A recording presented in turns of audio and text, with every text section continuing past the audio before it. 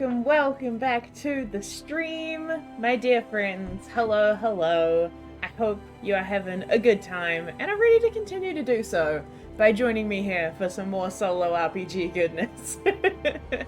Hope your day's been good. The music is getting very scary.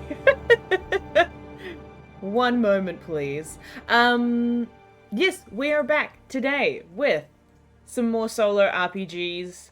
Well, one in particular, I should say, that I'm curious to try out. I'm excited to give it a go, to be honest. But we are going to be playing a solo RPG today called These Teeth Are Mine.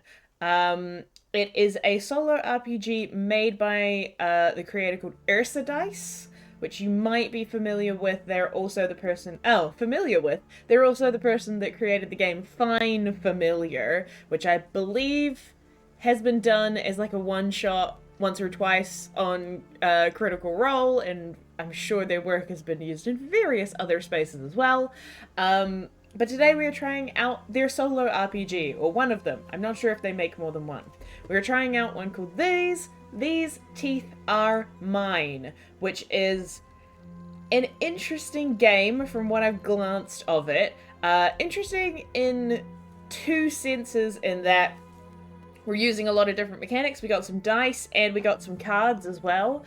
But the actual encounters, and you'll kind of see it when we get into the actual story gameplay journaling portion of the stream, the actual encounters in the game are sort of up to interpretation as well, thanks to a bunch of kind of creative prompts, almost maybe poetry. They're not quite poetry, they're just lines of creative text. You'll see what I mean in a second.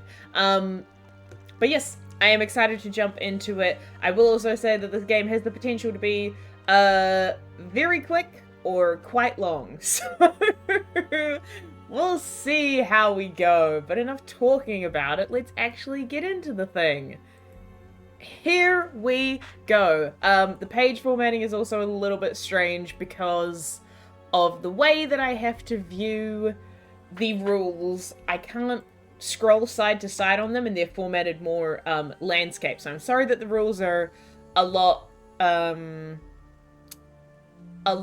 smaller than they usually are, but I hope that you can at least kind of follow along, and if not, I will be reading them out, so don't worry too much. But we are indeed playing These Teeth Are Mine. And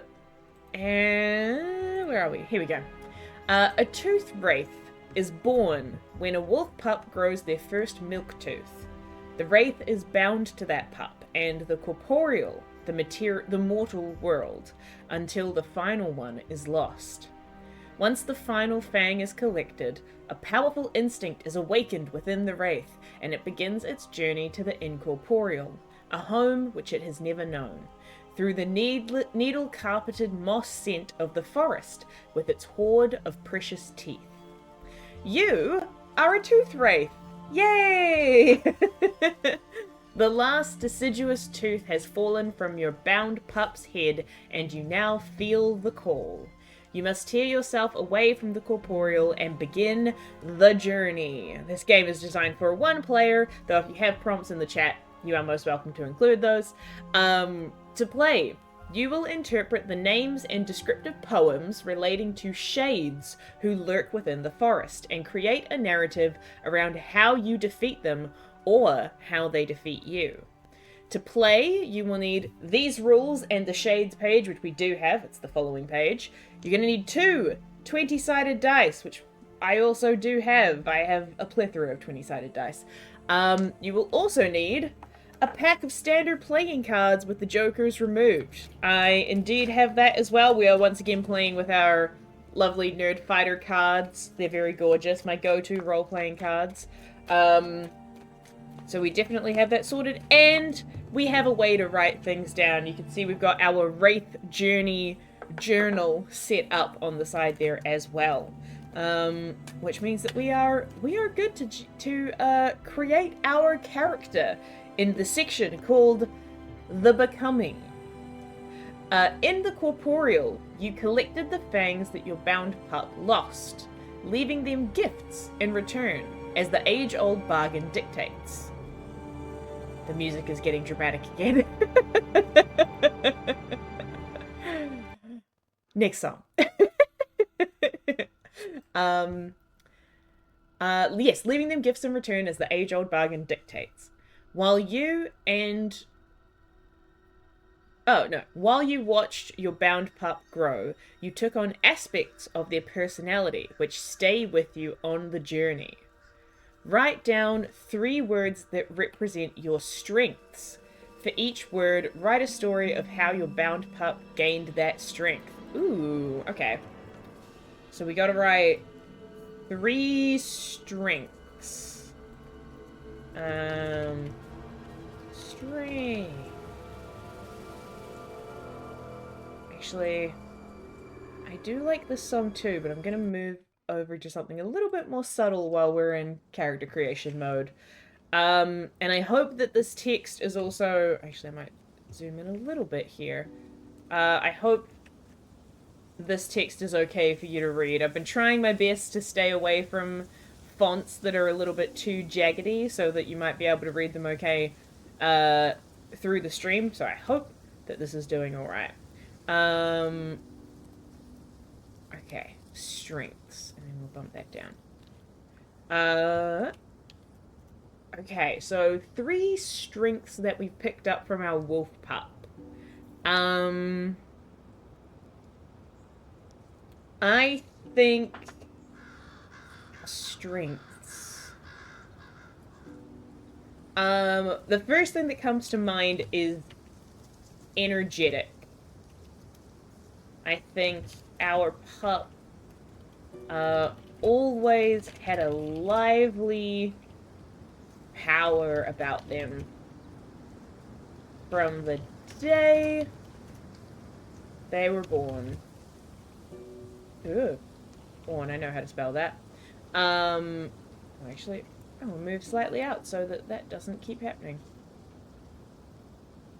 There we go. Always had a lively power about them from the day they were born, and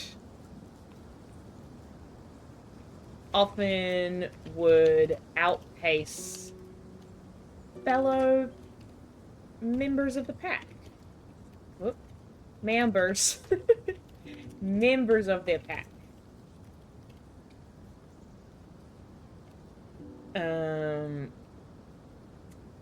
Nice. We could put in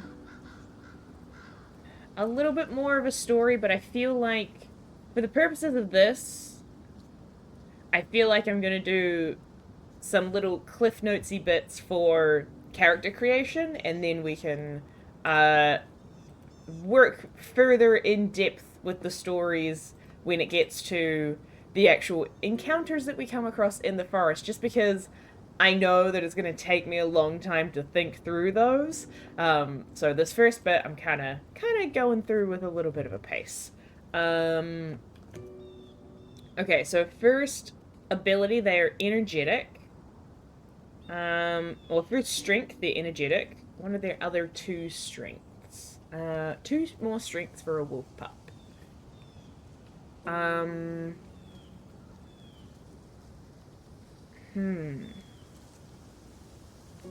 I think they are...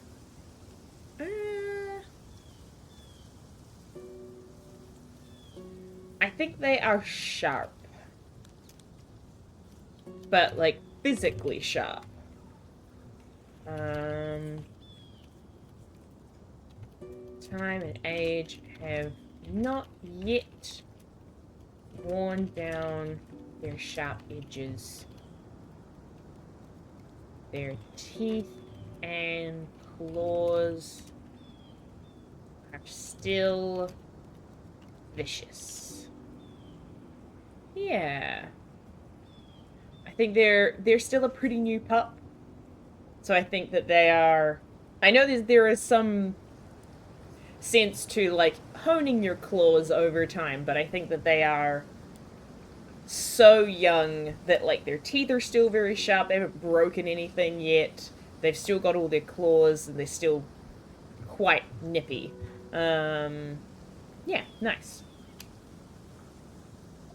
Their teeth and claws are still vicious. Wonderful. We're energetic, we're sharp, and we get one more strength. One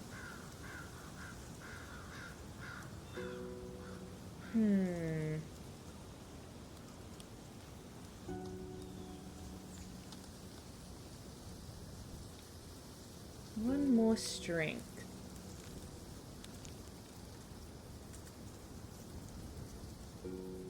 I kind of want to say, like, loyal.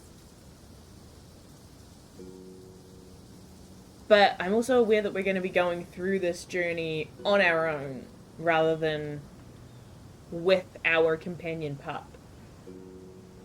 And I don't know if we'll have much opportunity for loyal to become useful, although I don't know. We haven't come across, we don't know what these poems might entail.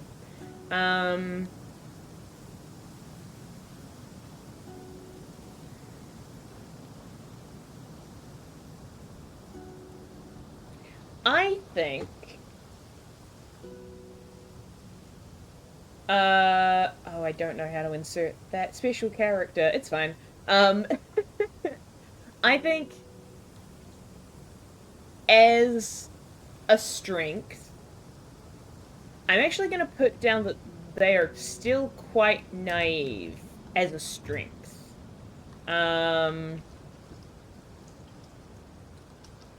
They're unthinking of the ways in which the world can be dangerous, and thus approach most things with openness and assumption of safety and genuine kindness. Yeah. I think that's nice. Having naivety as a strength, I think, fits that. They're not it's not so much that like they're stupid in any way. It's just that they are unaware of how dangerous things can be, and so they don't assume that, which means that they, in their own kind of way, they are very courageous. But perhaps courageous accidentally. Nice. Alright, so thanks to our pup, we are energetic, we are sharp, and we are naive. Wonderful. Those are our three strengths. Your strengths are your bastions that pull you from the brink. When one of your strengths would help on the journey, gain +7 bonus to your roll. Holy crap. Okay. Sick. Now we must write down 3 words that represent your fears. For each word, write a story of how your pup gained that fear. Okay. So these are still, you know, fears that we gained from our pup. Fears.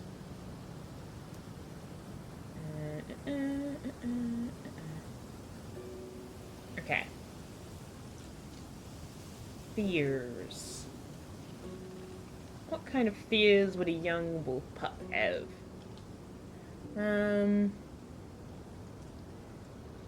Fears.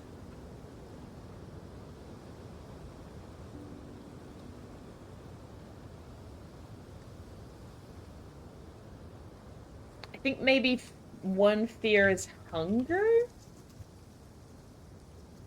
think our pup was our pup worried about how they would fend for themselves without others to provide for them. and namely, how they would find prey to eat. Yeah. Okay. Worried about hunger. What other fears?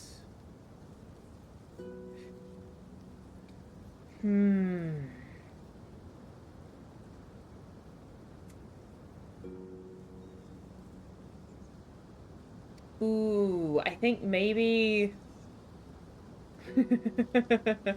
not to lean too fairy tale, but like maybe I don't know whether this would actually let me have a look at the rules again. Immortal world. Okay. I think our pup has a fear of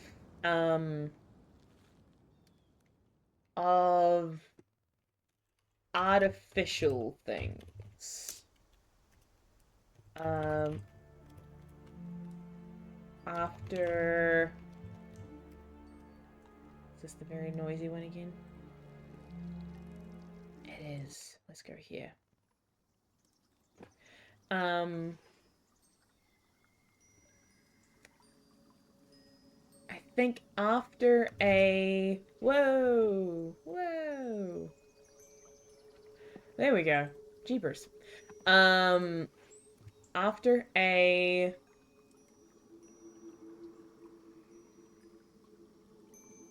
encounter with something metallic and manufactured, our pup was, just to be clear, manufactured like a weapon or a trap of some kind. Our pup became terrified of man-made things. And regarded most of them as inherently dangerous. Which is kind of fair for a wolf pup. But yeah. Like, they're afraid of things that don't seem of the natural world. Not necessarily things that they haven't come across before, but like manufactured artificial things, I think, is one fear. So we've got hunger, we've got a fear of artificial things, and a third fear.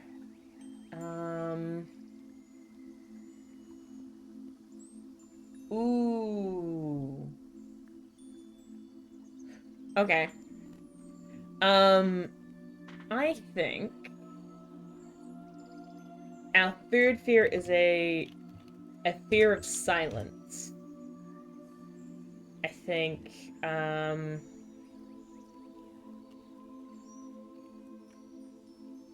noise means living things are nearby. And if there is none, then our kin are also gone. Which is frightening. Silence means loneliness or discovering death. Yeah. Yeah. I think that fits. So that's like, so, silence is like, it's the absence of... me explaining silence. Silence is the absence of noise. But what I mean more specifically is like, it's the absence of living things. Like, living things are almost always making noise, and that not being the case means that something bad is happening. Okay. Nice. So we've got our 3 strengths. We are energetic. We are physically sharp. We are also naive.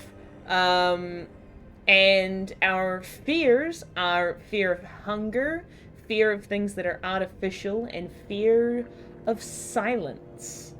I like that. I'm happy with that for my little Tooth Wraith. I mean, I'm not super happy with that because that does sound kind of sucky, but I'm happy with that for our options. Your fears are your undoing. When your fears would hinder you on the journey, suffer a -7 roll penalty to your roll. Great. Ooh. Okay. Write a phrase or sentence that represents your tenet of the pack. The tenet of the pack is the final lesson that your bound pup learnt when they lost their last tooth. When you invoke your tenet of the pack, you can pass by a shade without penalty. Your tenet of the pack can only be invoked once. Interesting. Okay. Cool. Tenet of the tenet of the pack. Okay. So the thing that our wolf pup learned when they left the pack. Or when they lost their last tooth. Ooh, okay. I learned it when we lost our last tooth.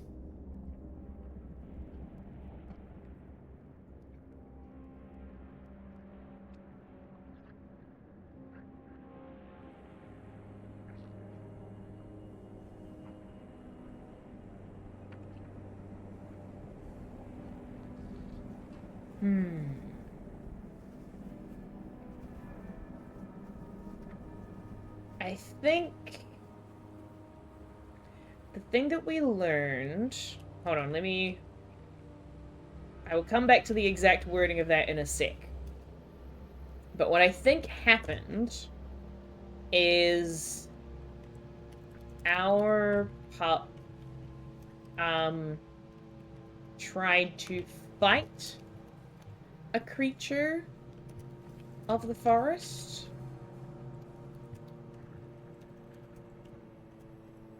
Oh, maybe not. A creature of the... maybe not the forest, but of the mortal world. And...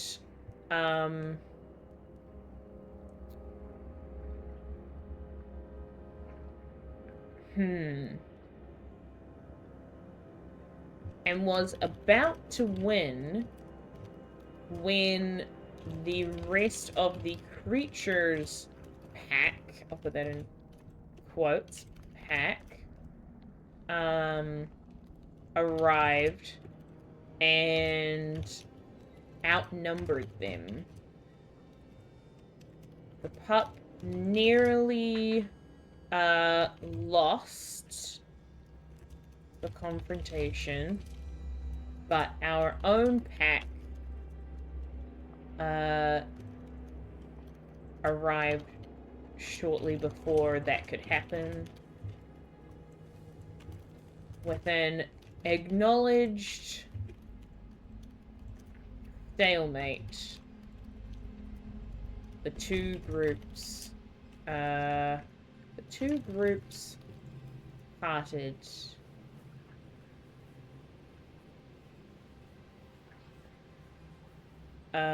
The two groups parted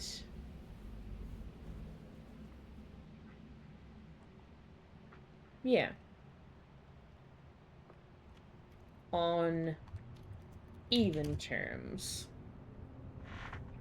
So yeah, I think our pup was potentially feeling a little bit big for their britches, and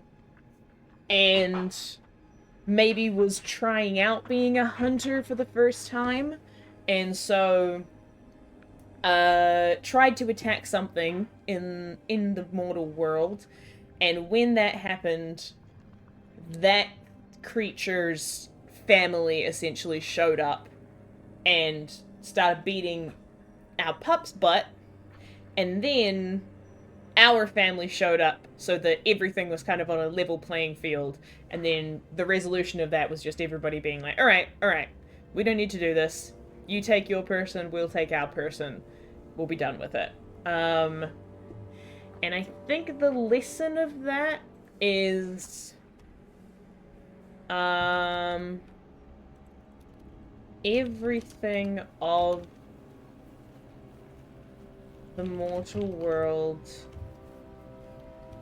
has a pack. Yours will never leave you. And neither will theirs. Nor will theirs.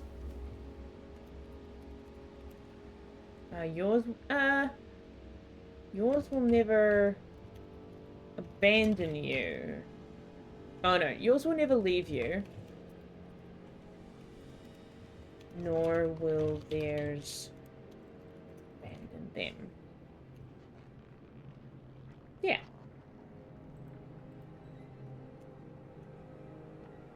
I think that's our tenet of the pack. Everything of the mortal world has a pack. Yours will never leave you, nor will theirs abandon them. So, like, kind of a similar vibe to, like, everything has a bigger, like, there's always a bigger fish. That kind of vibe of, like, hey, just because something looks like it's on its own doesn't mean that it ever is. Its family, its own pack might be just around the corner and you might not realize it. But that means also, by the same token, so is yours. Your family will always be there to kind of have your back. Nice. Okay, so that is our tenet of the pack, which is our sort of final lesson that we picked up. That we can use to pass any shade without penalty, but it can only be used once. Alrighty. No, that's fine. Okay. All of the music that I have picked out for this stream is very intense.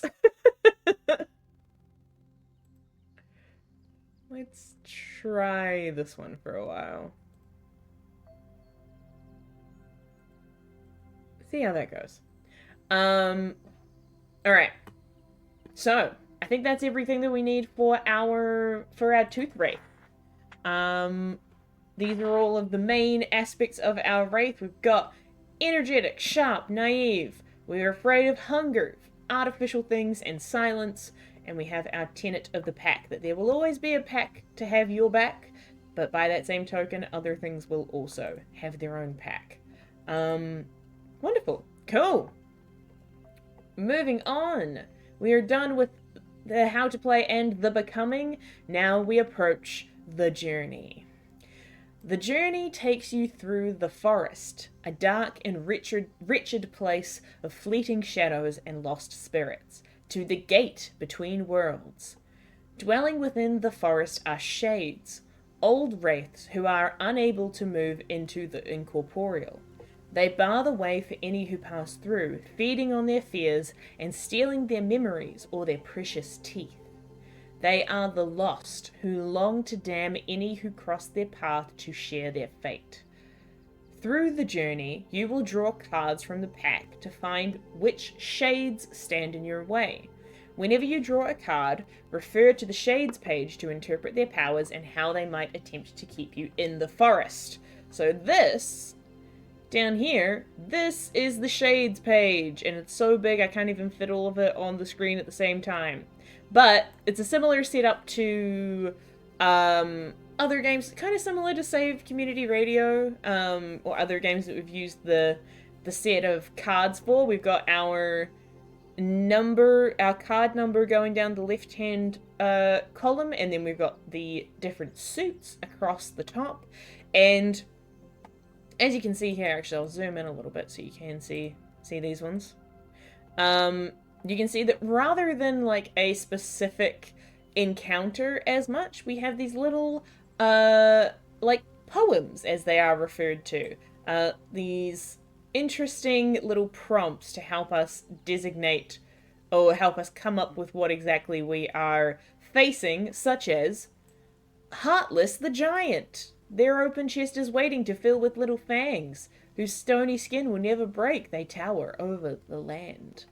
All that goodness. So we've got some interesting interpretations. Which means that, yeah, it's going to take a little bit of time to think through what exactly these things will mean. But I'm excited to give it a go. Interpret. Yes, how they attempt to keep you in the forest. You begin with 28 teeth. These are the milk teeth you collected from your bound pup, which, when you wish to move past a shade, decide how they challenge you and how you attempt to overcome them, then roll 2d20 and calculate the total. Okay, I will add then, I might not put, actually, I'm going to copy this. I'm not going to put a, rather than putting how many teeth we have on this first page, I might just keep a running total, like at the end of each entry, just so we can have an idea about that. Cool. So we start with 28, and then whenever we are challenged, roll 2d20 and calculate total. If the total is greater than the number of teeth you have, then you succeed. If your total is equal or lower, you fail. Great. So there's probably going to be a lot of failure at the beginning of this. When you succeed, your plan worked. You pass by the shade. When you fail, your efforts are not good enough, and you can pick one. You lose one tooth, you lose one of your strengths, or you gain a new fear. Interesting. Cool. Good. Good and interesting. We know how I get when I have the downfall of my characters in my own hands. Then, we have to answer these questions before you move on. Who did you encounter in the forest? How did they try to keep you there?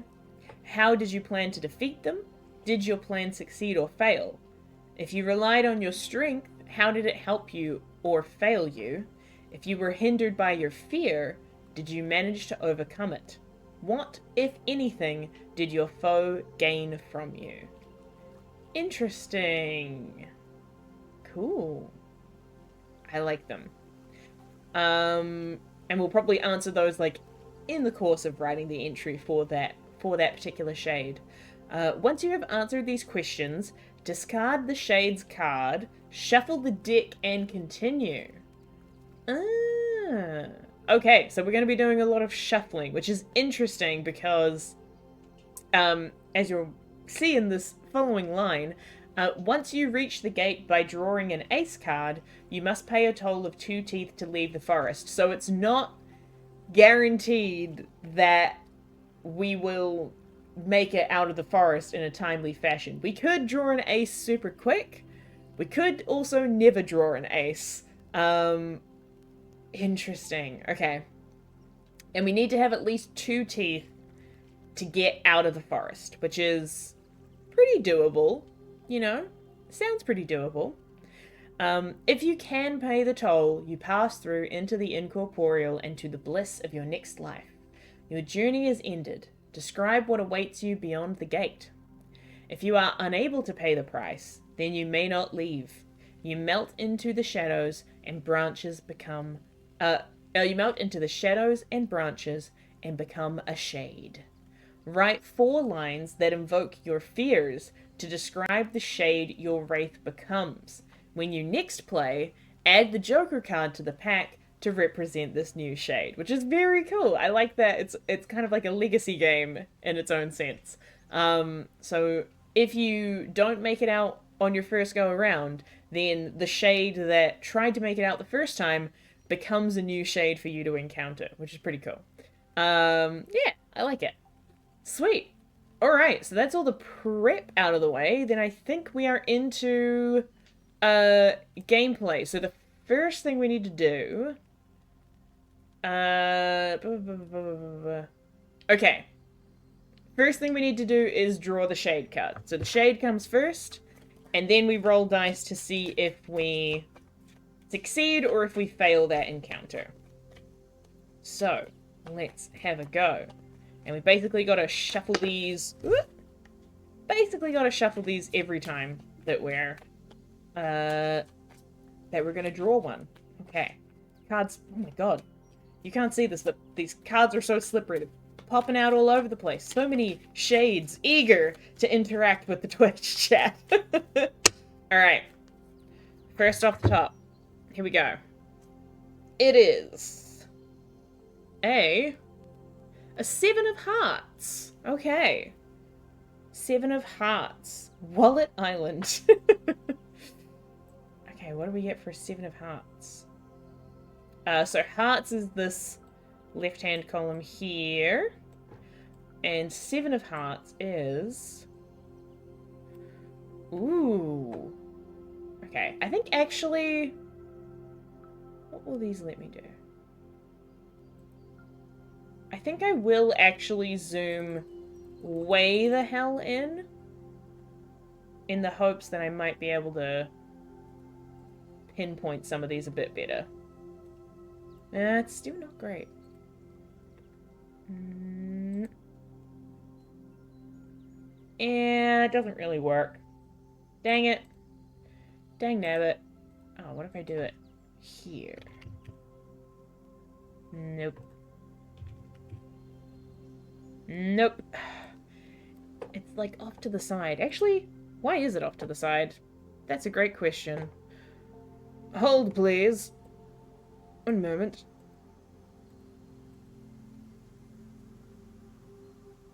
There we go. If I do it like this, that's better. Yeah, we can go with that. That'll work. At the very least, then y'all can read them a bit better, and then I can kind of scroll across to show you some of them. Mayhaps. We'll make it work. Cool. Okay.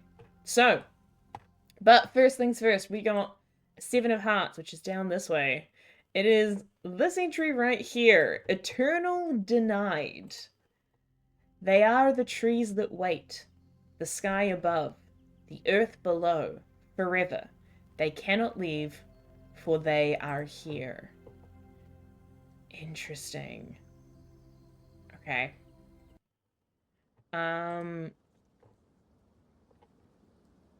Okay. Good to know. Good to get an interesting one on our very first entry. So, they are the trees that wait, the sky above, the earth below, forever. They cannot leave, for they are here. Interesting.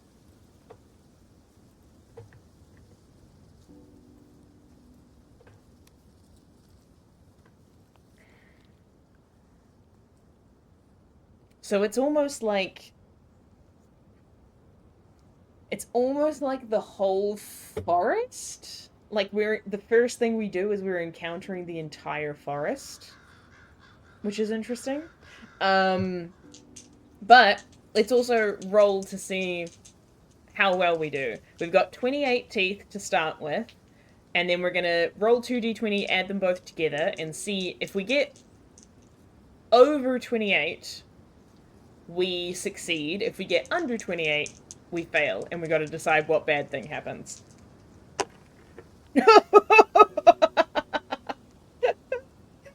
Yikes! That is a 2 and a 3, which is 5, which is significantly less than 28. Yikes! Okay. Interesting. Alright, so let's go to our first page. Our first encounter. Our first encounter with the things that are everything.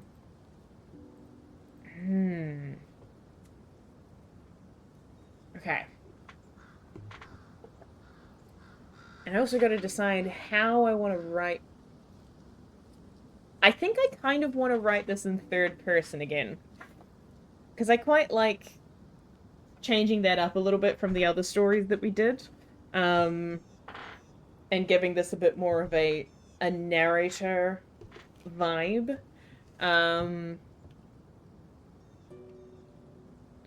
Okay. No underline. The Wraith. Why are you being like this? There we go.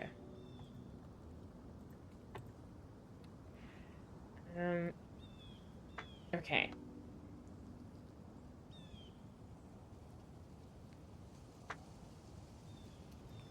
The Wraith began. Oh, actually, let's capitalize Wraith. The Wraith began its journey into the forest.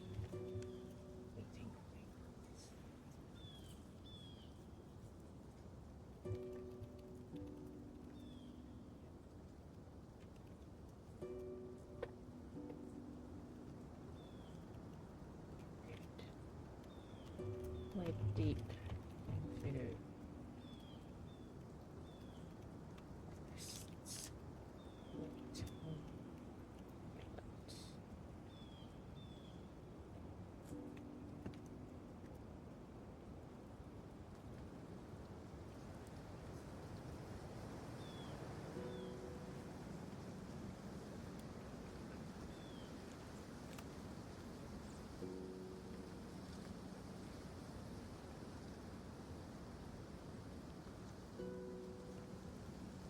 merely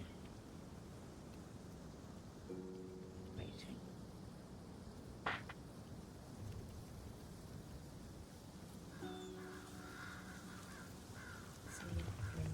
Trap.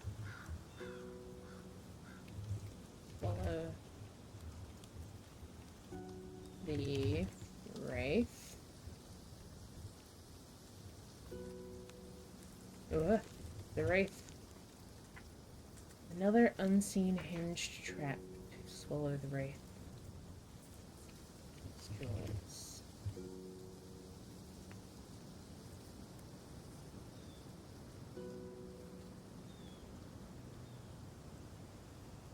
Ground. Hell. No. Over the Wraith. Nor the wind. Relief.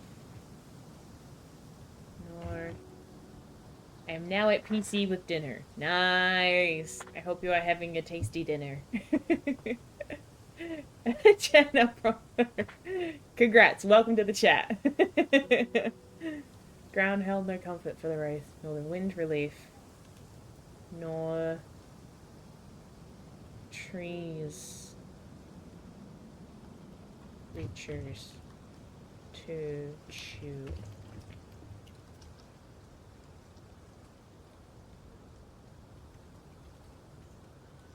Back.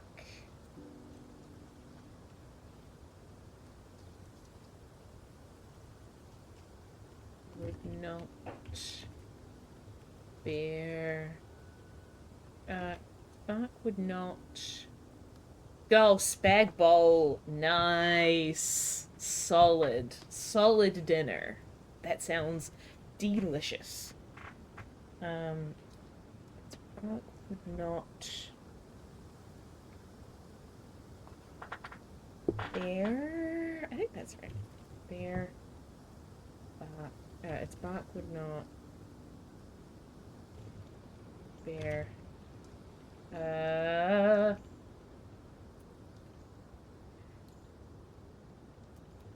Branches would not bear kindling to invite fire. First.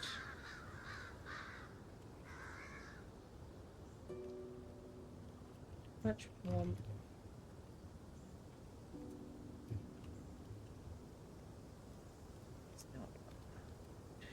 was not. Such warmth was not common.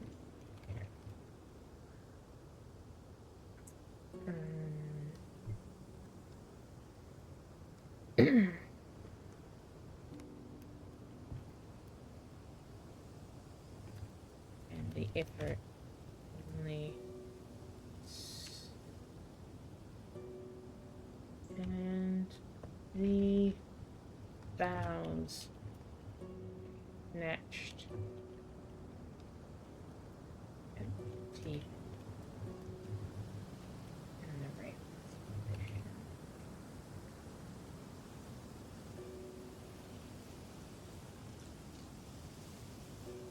Great teeth.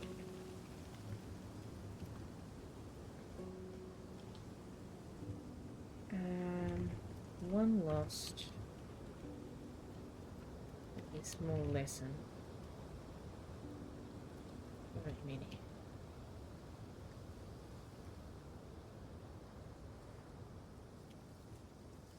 Forest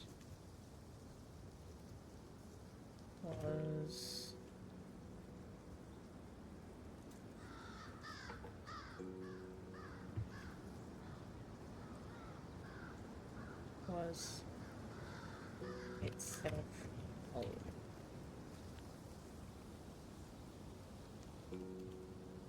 As such, would here's the part of the show where Ruby looks up a word that she thinks she knows.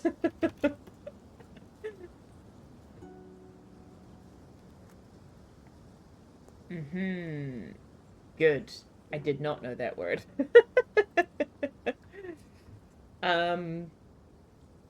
Forest was itself whole, and as such would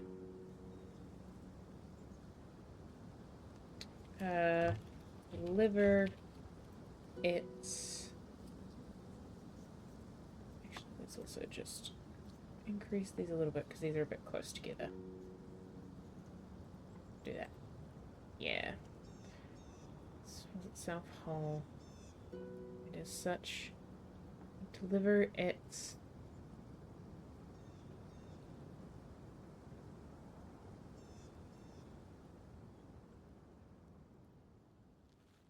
Deliver its grand lesson. No. With exact grand toll.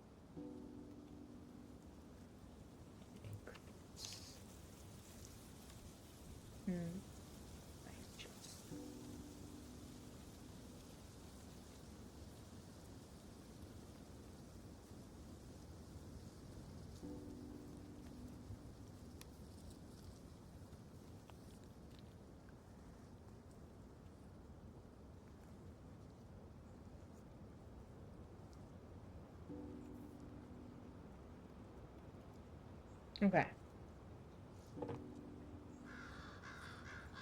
Oh, and then at the bottom,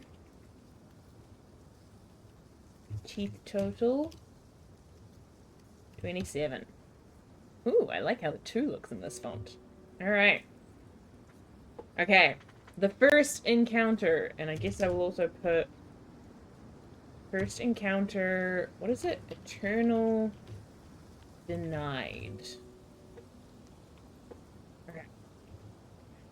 So this is the first encounter, which I am interpreting as just the way that the denied, boom. The way that the thing that this description evokes for me is kind of like everything around the Wraith, or everything in the forest is itself a shade, and including the actual location of the forest itself. So this first encounter is kind of just an entry of like, we are entering the forest. That is our first encounter, is entering the forest. So, Eternal Denied. The wraith began its journey into the forest of waiting things. How could it have known the steps it tread led deep into the forest's waiting gullet? Not a thing lying lifeless, merely waiting. Another unseen hinged trap to swallow the wraith in its jaws. The ground held no comfort for the wraith, nor the wind relief, nor the trees creatures to chew upon. Its branches would not be a kindling to invite fire in the forest. Such warmth was not common there, and boughs only snatched at hungrily at the wraith's teeth. One lost was a small lesson. One of many. But the forest was itself whole, and as such would exact its grand toll by inches, given time. Nice. The first entry! Okay, so we've lost one tooth. We're at a total of 27 teeth. Could be worse. Could be worse, but we do have to discard that card. We have entered the forest. I'm going to put the discard pile on my laptop. And we're going to shuffle this deck and see what we get next. I would kind of love it if we drew an ace now, and it's just like, we walked into the forest, and then we walked out of the forest. Okay. There we go. We get...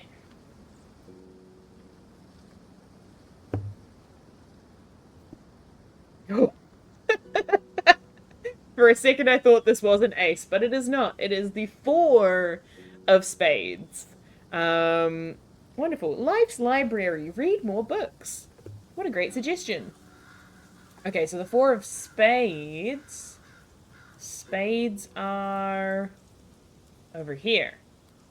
Great. Are you good?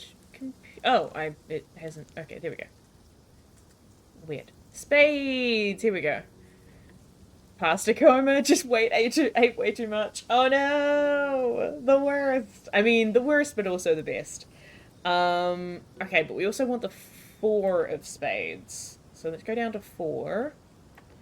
Nope, this one. And then 1, 2... Oh no! Okay. So the one that we've got now is Weeping and Lost. Do you know the way? I am lost and alone. Can you stay with me and show me?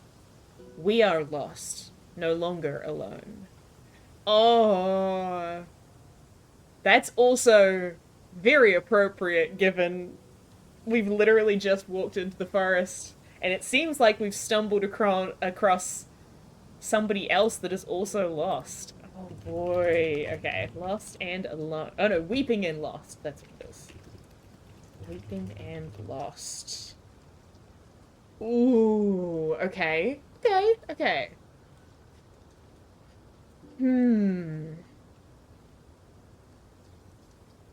Oh, and we also have to roll. We've got to roll our 2 d20s to see if we succeed against this wraith. We've got to get over a 27. Again, unlikely at the moment, but let's see. No. Well, last time it was a 3 and a 2, and this time it's a 4 and a 5, so improving. Each of them going up slightly. But that is only a 9, and there is no way that we can improve that at all in order to make it a success. So I believe that is a failure. Weeping and Lost. Ooh. Now, we are encountering shades, that's for sure, and we're encountering things that are, you know, dangerous. We're encountering things that are, Well, that's the thing. We're not necessarily encountering things that are dangerous. We are encountering things that did not manage to make it out of the forest. Don't mind me. I'm just getting myself a little mandarin snack. Um, so it's not things. These things that we find in the forest don't have to be inherently evil or anything like that. So I do wonder if this is just a genuine fellow wraith that got lost, like that just couldn't make it out. Because we know that this forest kind of, well, the way that it's been characterized, this forest kind of swallows things a lot, and not every wraith can make it out. So maybe we've just we've just got ourselves a new companion. Interesting. Okay. Hmm.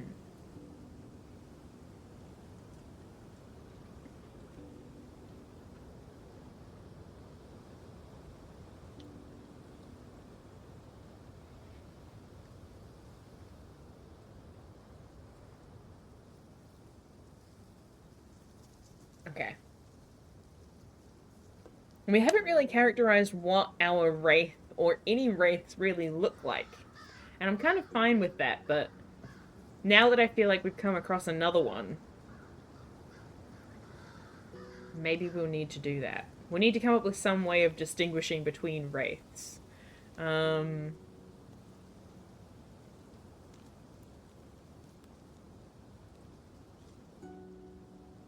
Hmm. Or maybe. Okay, alright, okay. Weeping and Lust. Do not. Tears do not come easily to the right.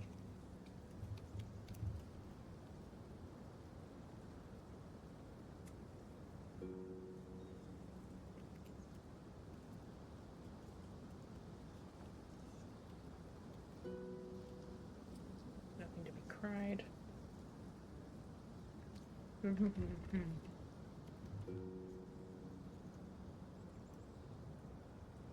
mm. Got to improve my tense. Need to cry. Um.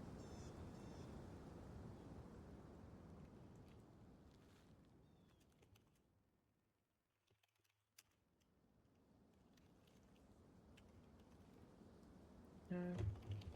Ellie did carry weeping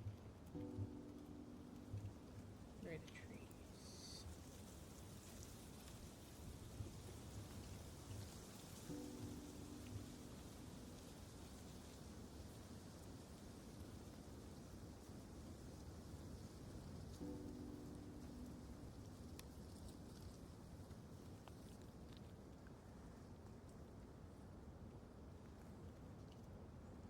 Landing.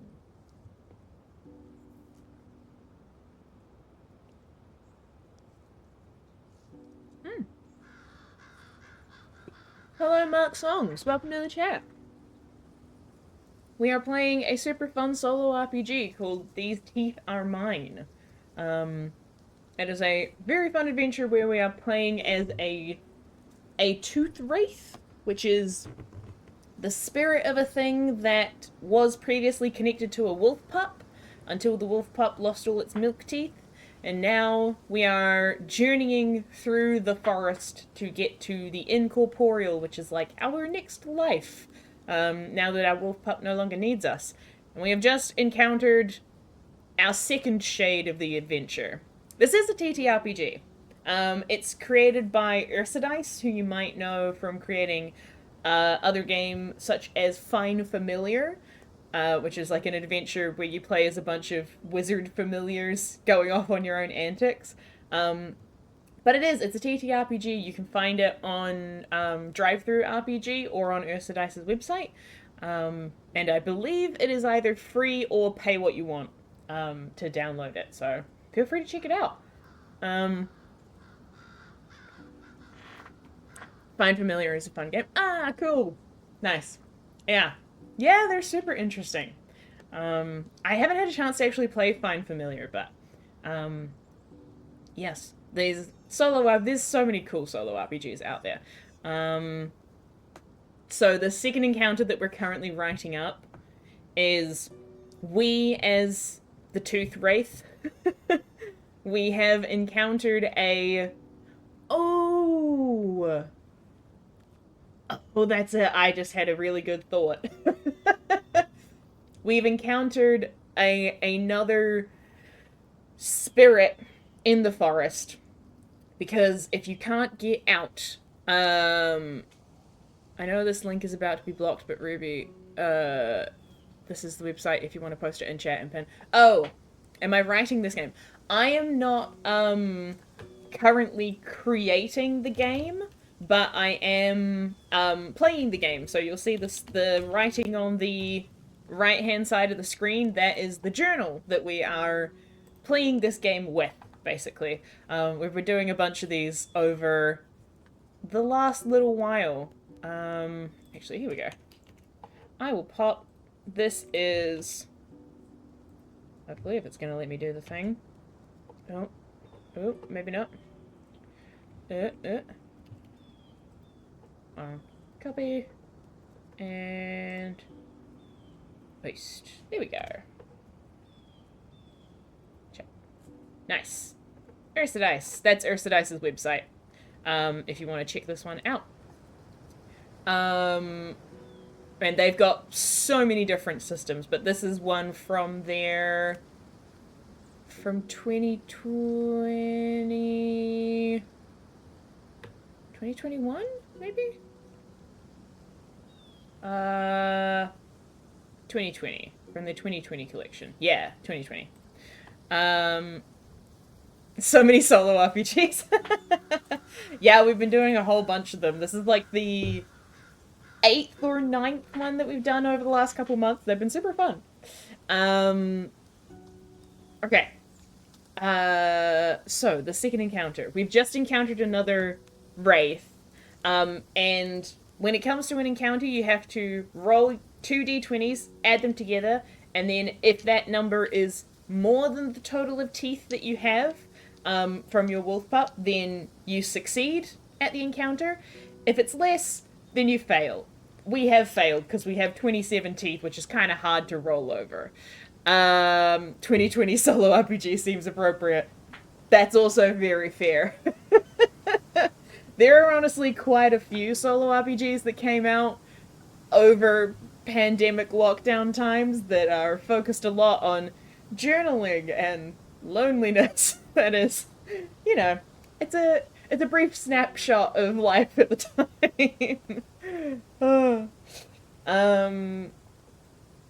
Yes, okay. So we're encountering this other spirit. The wind that brought no relief did carry weeping through the trees unending. Along the... There we go. We are writing. Cool. Oh, come on, laptop. There we go. That's so weird. Along the Wraith's path.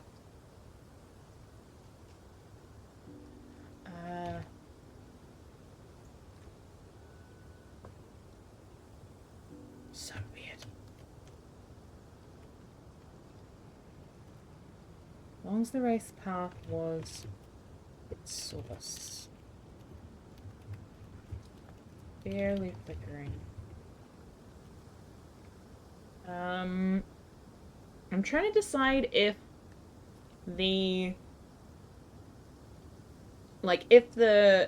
if this forest that we have to go through to get to the Incorporeal, I'm trying to decide if that is just for Tooth Wraiths or if that's for for multiple different types of creature.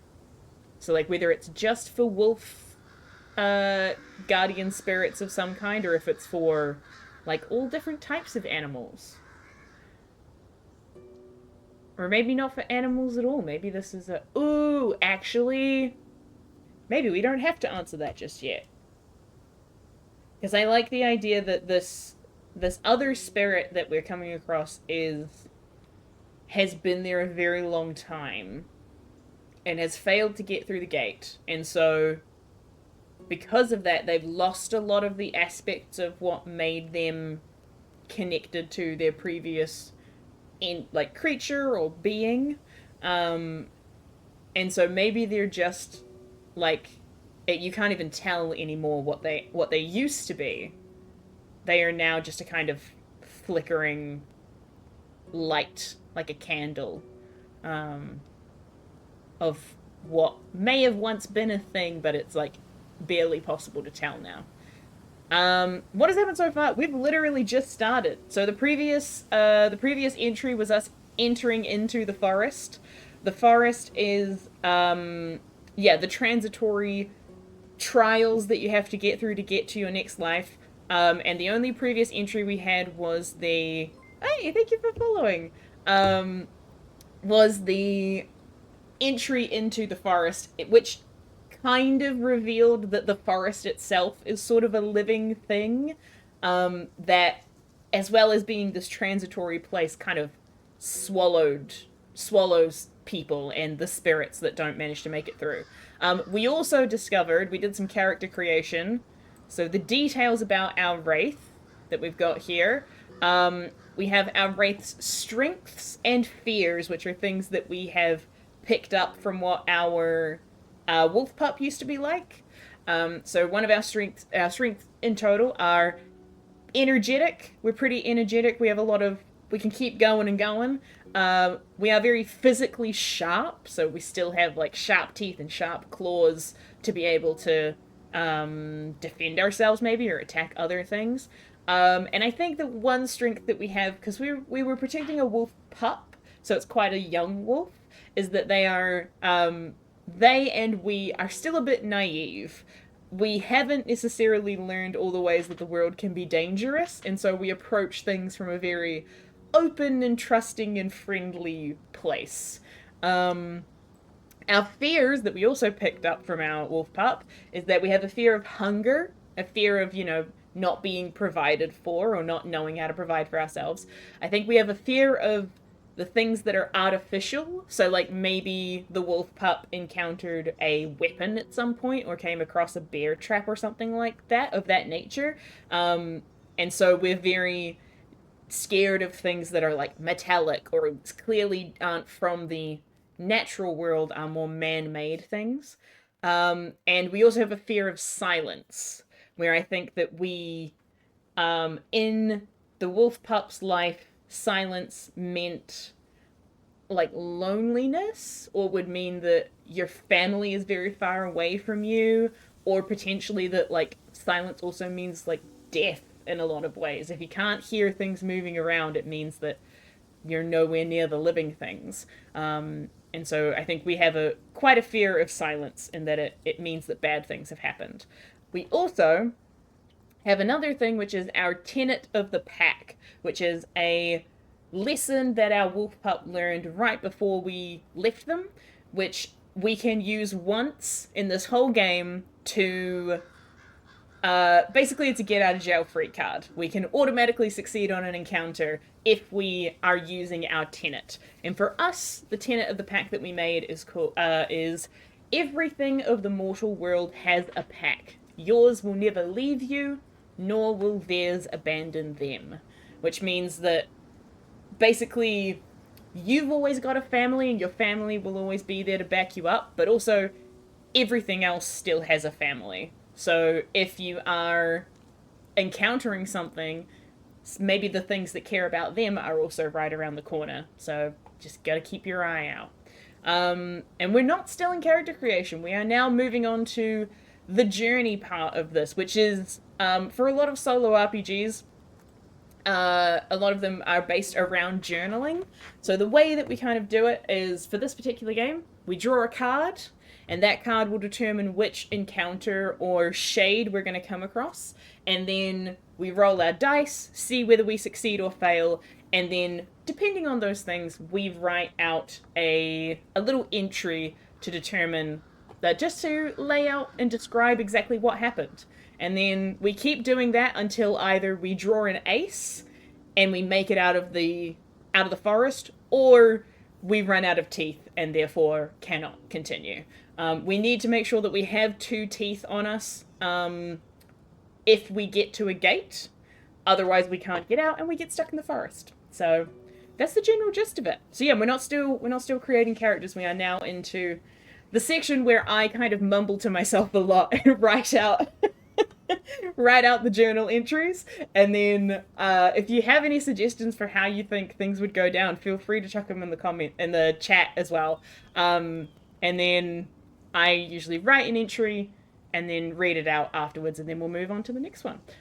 Speaking of which, though, actually, I'm realizing that I need to add a lot of pages. Hold on a second. Okay. Cool. We'll come back to that. All right.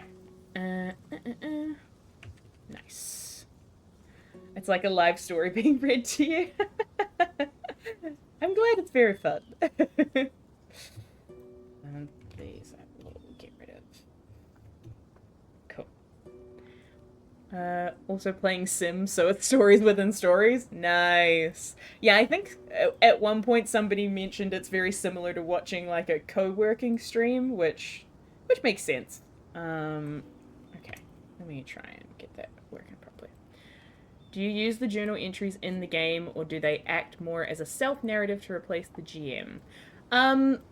They work more as a self-narrative, so it's more like, almost more like short fiction. Like you're writing a lot of little entries to kind of narrate exactly what's going on as you go through the story. In this particular game, they don't affect how you play the game, but depending on whether you succeed or fail each encounter can change what you get. So, like, because we failed, we're going to lose one of our teeth, although I have a thing that I might do. But if you fail, you can either choose to lose a tooth, choose to lose a strength, or choose to gain a new fear, and then those might affect your rolls later on. So if we think that we are in a situation that particularly plays to one of our strengths, maybe we can get through it by being really vicious and sharp, then we get to add a +7 to whatever we rolled and hopefully get above our current total of teeth. However, if we're in a situation that particularly plays on our fears, then we get a -7 to whatever we roll. So the outcome, the actual like narrative writing that I'm doing at the moment, less affects the game. But it's cool for creating the story of what exactly is going down and creating that kind of mental image of the scenario taking place. There are some other games that we've also played, one of which is, in particular, there's a game called Quill that we played recently, which is a letter writing game that is also a solo game. It's super fun, but that one is a bit more, the entries that you're writing, or the letters that you're writing, determine the amount of points that you get at the end of the game, which determines how well you succeed or fail. So there are some ones out there that are more, the actual writing section of it does also play into the game. But for this particular one, it's a bit more of a flavor thing. And also, it's nice to have a little completion of the story to hold on to and look back on, because we've made so many of them over the last couple months. It's been super fun. Yeah. Okay. So, the wind that brought no relief did carry weeping through the trees, unending.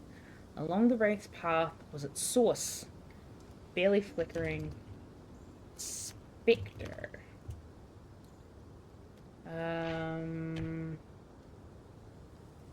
Holding a little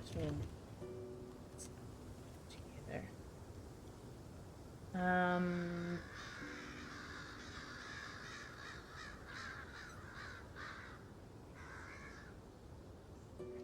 Myself together. had no teeth. No companion. No pack to be died.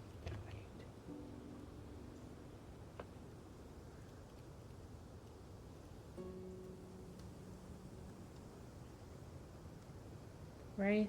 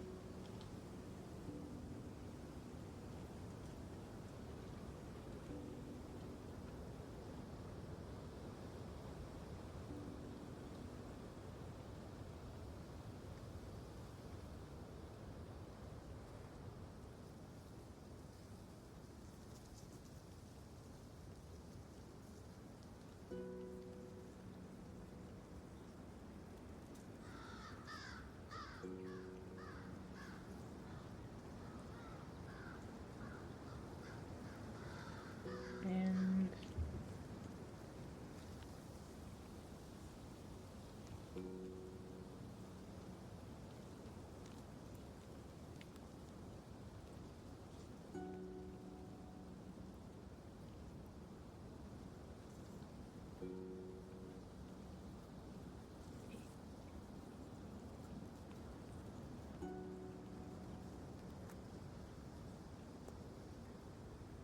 from teeth to the spectre. They could be pack. They could walk. Oh, get there. I love the crow sounds. Yeah. we gotta get some ambiance going. I've got the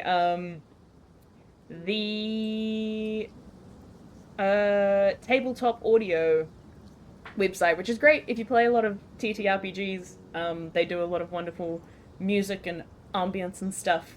It's a great place to go and check out, but I usually have that going in the background for a little bit of a vibe.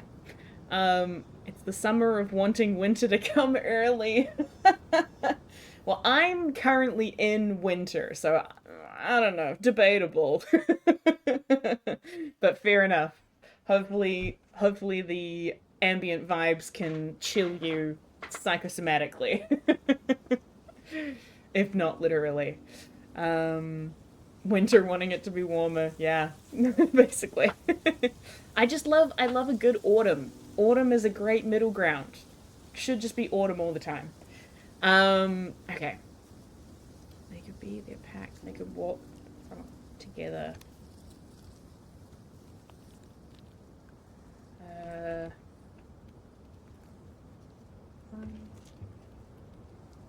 Or the gate. Incorporeal.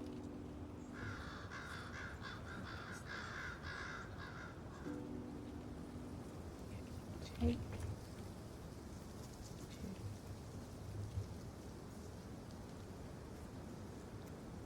Okay.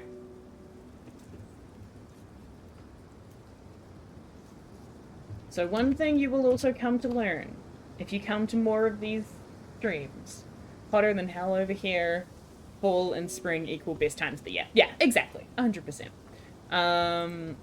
Like all seasons, as long as you have somewhere warm to go when it's cold and cold to go when it's hot. That's also fair. Yeah. Those are usually the best situations, is being warm in a cold place or being hot. No, warm in a cold place or cold in a hot place.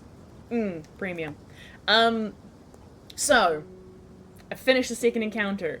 This is something you will also come to notice if you come to a number of these streams, is that, I don't write my characters very preciously. Often, bad things will happen to them. And we know that we failed this encounter. which means that I don't really want to get rid of any of our strengths or get another fear necessarily. So we are going to lose some teeth. But here, let me read out the second encounter. So, weeping and lost. Tears did not come easily to the Wraith. There was nothing to cry. The wind that brought no relief did carry weeping through the trees, unending. Along the Wraith's path was its source, barely flickering, a spectre holding little of itself together. It had no teeth and no companion, no pack to be its guide. The Wraith listened to its tears. Undeserved. The Wraith had much to spare in this new place, and offered up its own teeth to the spectre. They could be their pack. They could walk the path together. They could find the gate, the Incorporeal, and the next life. All it would take is 2 small teeth. So, you may notice that our teeth total has gone from 27 to 25. Here's the thing. Technically, if you fail an encounter, you only have to go down by 1 tooth. However, if you want to get out of the gate at the end, if you want to get out of the gate into the Incorporeal, you need to have 2 teeth. So, narratively, what I'm deciding here is that we've come across the Spectre, which is what I'm going to use as the differentiating name, and basically the Spectre is going to be our new companion. So the Wraith and the Spectre are now traveling together. But they are traveling together because the Wraith is like, you don't have any teeth. Let me give you some of mine, and then we can both try and leave together. So in order to do that, the Wraith has to make sure that the Spectre has 2 teeth so they can get out of the gate at the end. So we have given up 2 of our teeth rather than just 1 to try and get the Spectre out and into the Incorporeal with us. Cool. Lovely. So honestly, that's kind of an example of weirdly the narrative writing did impact us gameplay-wise, because maybe that will absolutely fuck us up at the end. Hopefully not, but we'll find out. It would be great and tragic if it does, though. Okay. Cool. So, that is our second encounter. I'm gonna blame the fish. It's not the fish. The fish are having to deal with the heat too, and the plastic waste. I'm blaming the government. Yeah, fair enough. So, third encounter. We shuffle the deck every time that we're drawing for a new encounter. And if we get an ace, then we get to the gate and we just get to leave and everything's fine. So fingers crossed for an ace, I suppose. Blaming the petrol companies, but the government also has responsibility. Oh, for sure. For sure. Alrighty. Here we go. Third encounter. Okay. We get the Jack of Spades. So fortunately we're still in the same column. This is Fireball Wilson Roberts, an adorable little doggo. So let me see if I can figure out where is the Jack. Okay, go back up, and then we're gonna go 1, 2, 3. Interesting. The Grey Warden. So this is our encounter for the Jack of Spades. Beyond them, there is no gate. This is not the end. This is Sentinel, unshakable. This is Sentinel, unmoving. Ooh. Okay. Interesting. Alrighty. And then we've got to roll our 2 d20s to see what we get. If we get, we need to get above 25 to be able to win this time. Unless we can get, if we get an 18, that's doable, because then we could draw on some of our strengths, but we'll see. Alright. Ooh! That is a 2 on one of the dice, but it's also a 19. So, that's a 21. Okay. Can we draw on some of our strengths to try and beat this encounter? What have we got? We got energetic, energetic, sharp, and naive. Okay. Oh, the story of the bookstore. Okay. So we didn't get to the end of the story of the bookstore because that was a very long one. We didn't finish it up on stream. But where we did leave it was basically on a cliffhanger where, gosh, a bunch of things happened. We had sent off an expedition to go and get materials for the spaceship repairs. And then the people that we sent off kind of disappeared, so unclear whether or not they are gonna come back or not. But the cliffhanger point was basically that somebody showed up in the shop and caused a disturbance, which was they were potentially a rival, like, espionage agent who had come to attack our shop assistant because they had been found out for the stuff that they were doing, and so they were going to try and kill them. And so there was a big fight, and then the cliffhanger was kind of like, oh, boss, maybe there's some things that we need to talk about. And that was kind of where we left things, because because it was late, and there were a lot of more entries to go, but the next one along didn't really play into the story that much. But that's where we left it off at that point. However, I do have plans, hopefully if I have the time to put them all together, is to take the stories that we've made for all of these RPG streams, all the solo ones, and turn them into, like, audio drama versions. So, taking the story and then reworking them into an actual script, and maybe getting some people to act them and then put them out somewhere online for people to listen to as, like, an audio drama. So if we get to do that, we will definitely we will definitely develop the spaceship steampunk story a bit more. Finished up your TTRPG and now it's playable. Nice! Very cool. Okay.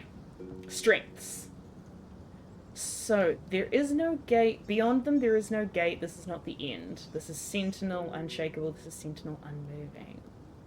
It's in the playtest phase. Nice. Very cool. Okay. I think, because we rolled a 21, so if we use a strength, we can actually pass this. I think... Oh, there's two very... Honestly, all of these could be funny options. Sharp, we could use Sharp. I don't think... Sharp is the least interesting option to me. We could use Sharp and just say that we straight up fought the Grey Warden. That's totally fair.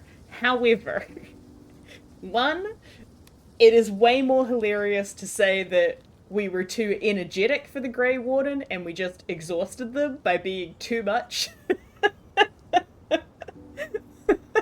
Like, we just ran circles around them constantly rather than getting into a fight. Way more funny. Or we were too naive to even deal with them.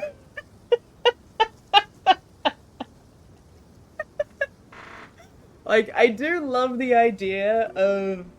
We're running circles around you. Yeah. I do love the idea of, like, there's this big, looming, like, sentinel, like, full plate armor dude just sitting in the forest, like, waiting to catch somebody to start a scrap with. And these two ghosts just rock up being like, hey, bye. Didn't realize that that's what the vibe was and just fully walked past. Grey Warden, what are they talking about? Oh, man. That would be kind of great.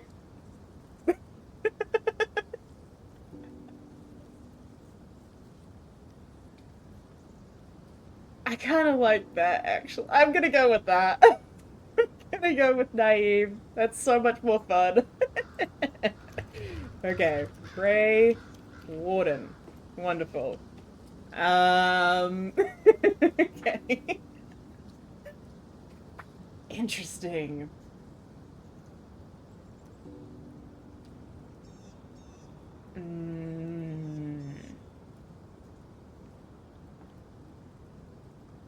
The Wraith and the Spectre saw the shadow.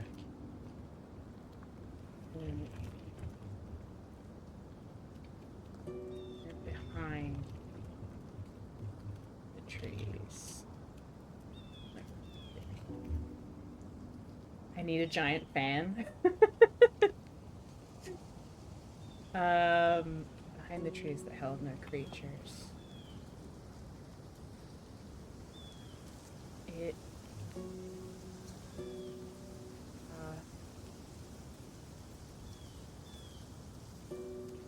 in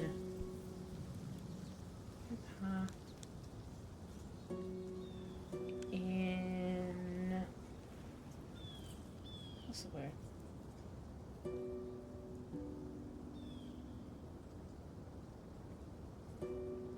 Not like segments. Maybe patches. Okay. It stalked patches of their path.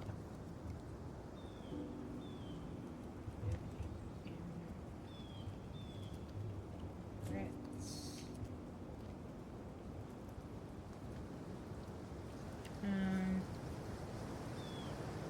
What's that?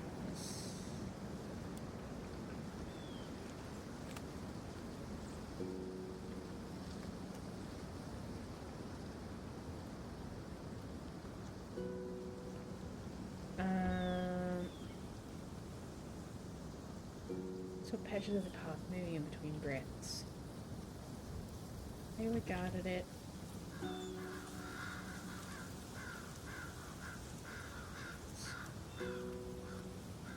of some concern. Passing consideration. Was not. I can only underline because of this font, but that's fine. It was not on. Yeah, the path.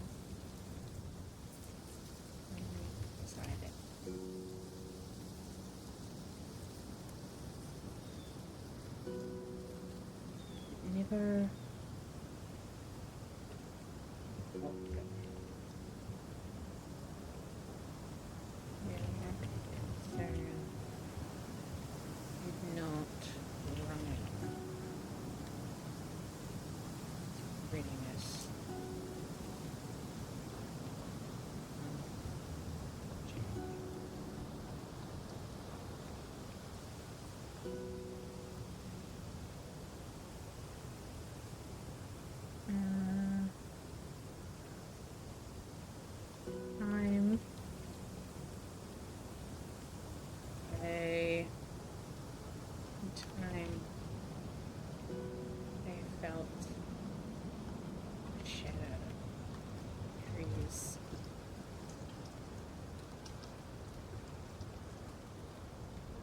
Close enough to snatch at them. And they smiled. Probably it's going to it. Right, smiled. It's gleaming, holding its gleaming teeth tight.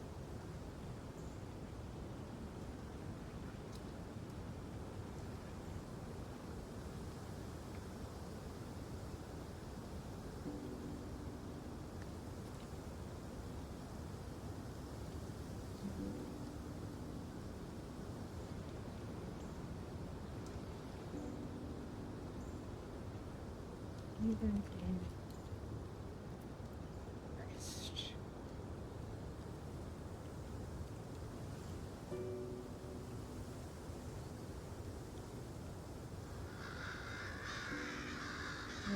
In the forest, the Wraith. Oh my god, riding. Even in the forest.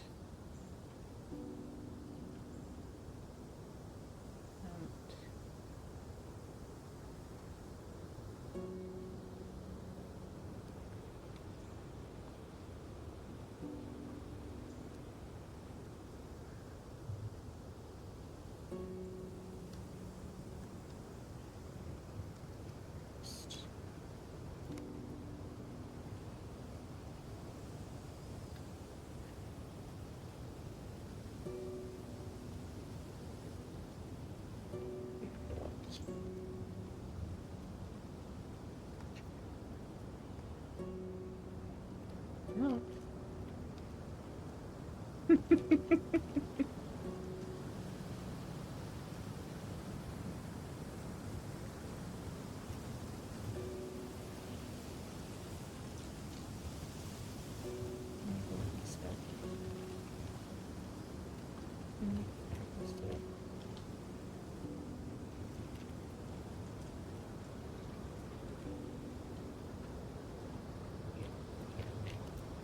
Nice. And we've still got the same number of teeth. Wonderful. Teeth total. 25. Beautiful. Okay. Oh, I love that. Alright. Here's the third encounter. The Grey Warden. The Wraith and the Spectre saw the shadow looming behind the trees that held no creatures. It stalked patches of the path, moving in between breaths. They regarded it, as they did with all things, passing consideration. It was not on their path, only beside it. It never caused them to falter, and their lack of concern did not rile its readiness to rend them from their journey.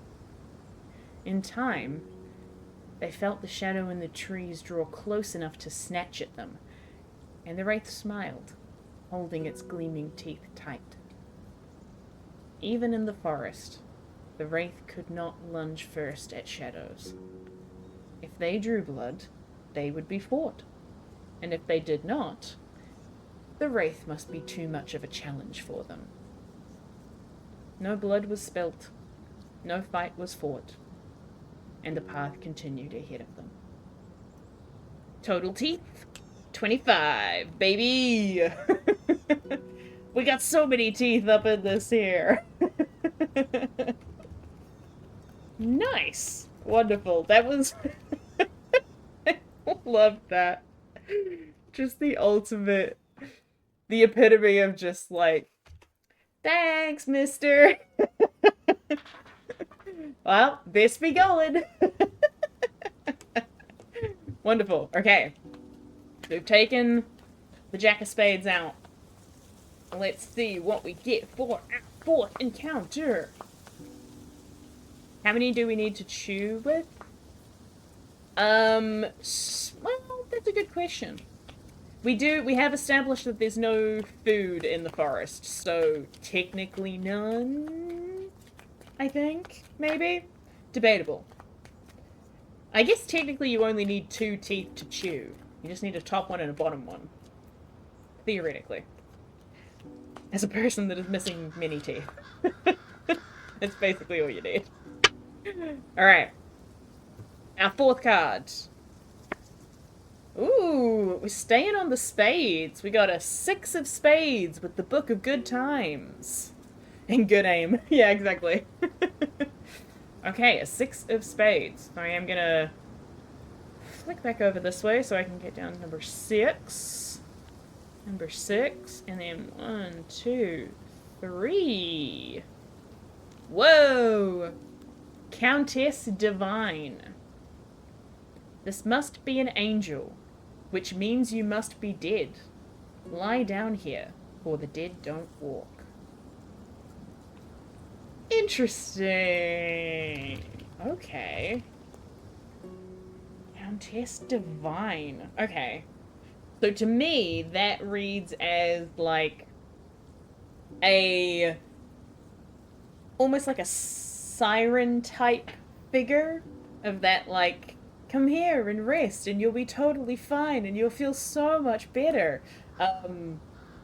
But underneath that it's like if you stop moving, maybe it's kind of like I was going to reference something from D&D that I don't know is an actual common knowledge thing, but kind of like the green roads where it's like you have to keep walking and if you stop walking then the bad things happen. um so maybe that's what it is. It's like one of those entities that is like trying to lure you to make you stop and make you rest, because if you stop walking in the forest then you're never going to get out. um okay, interesting. I'm also gonna, with this slightly different vibe, I'm also gonna change up the music a little bit. Let's see how this one goes. Okay, so interesting.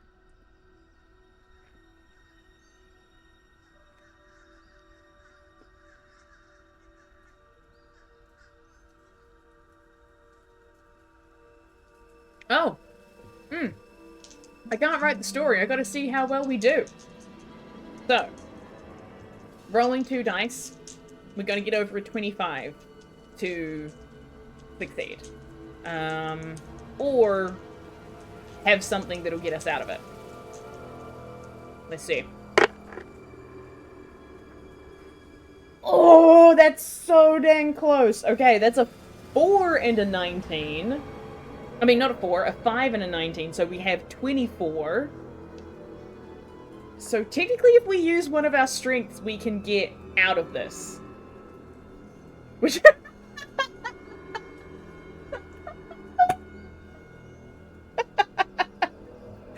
oh my god, yes. I think it's gotta be energetic, right? Playing such a friggin' toddler vibes. I'm just like, no, I don't want to go to bed. I want to keep going. Oh my god, that's ridiculous. I love that though. Okay. Wonderful.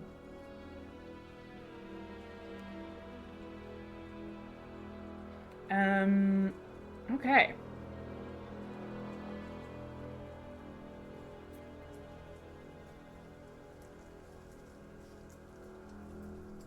Countess Divine. Interesting. Okay.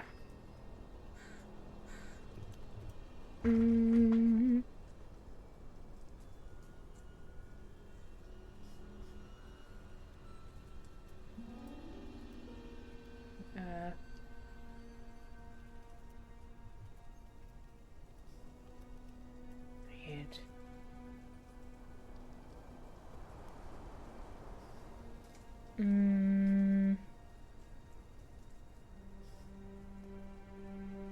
What's that? What's the term for that?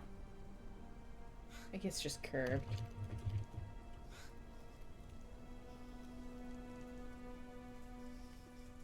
Two. A.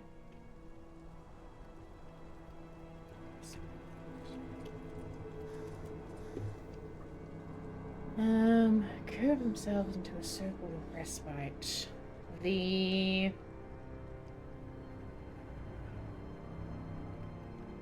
cross grew thick and soft here.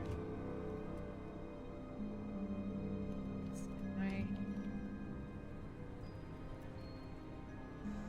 clear.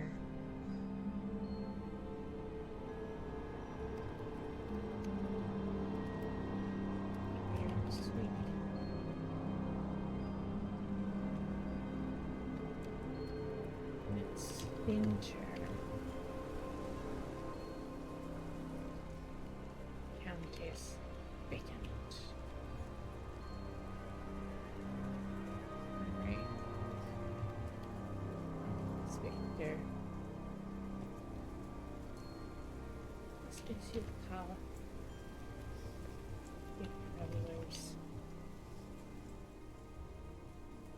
Rest here.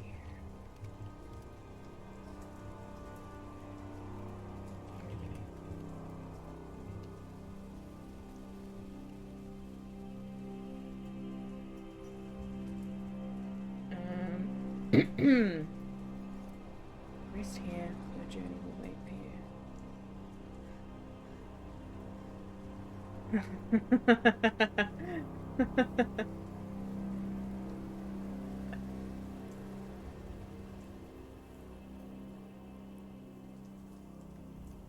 Spectre.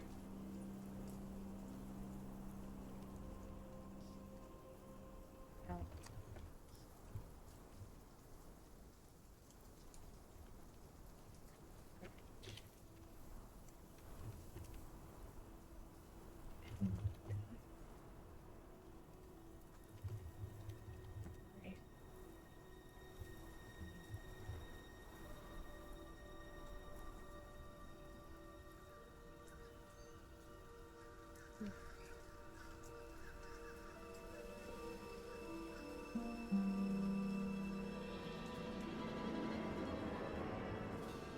Keen and wary. Countess.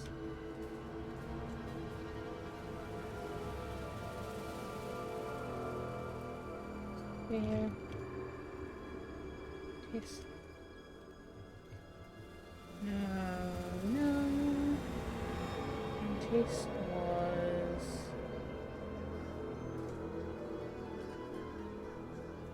radiant. Beautiful. Radiant. Beautiful. Air.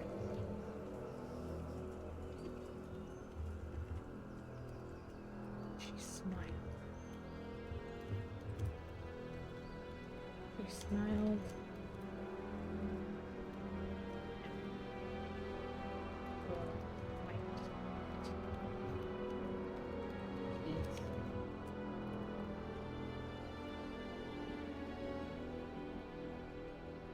Teeth.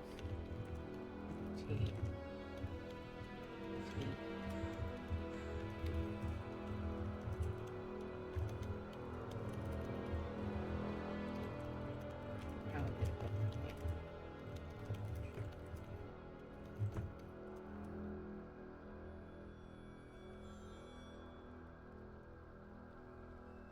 Piecemeal.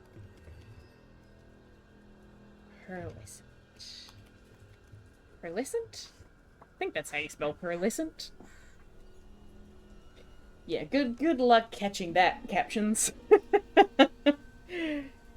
Pearlescent. Nope. Okay.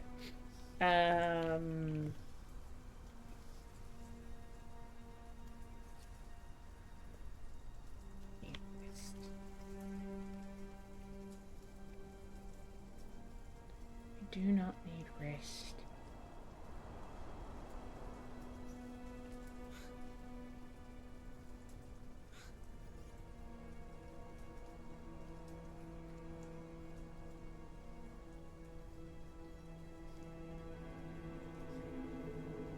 Do not need rest here. I do not need rest here.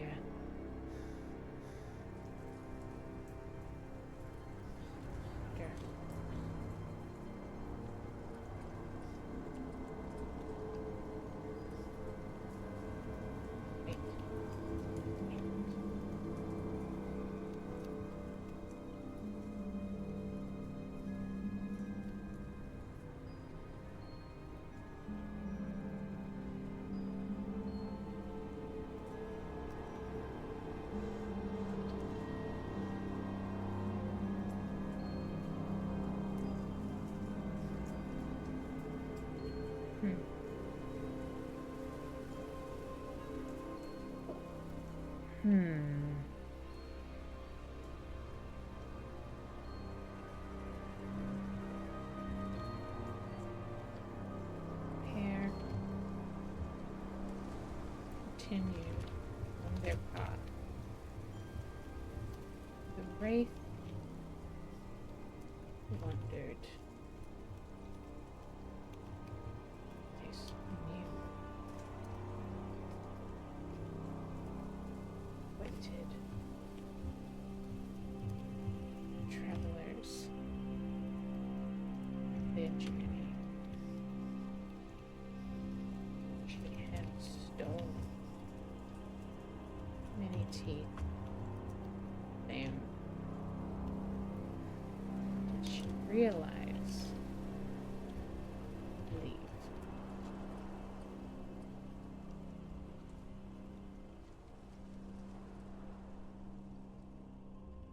She realized to leave.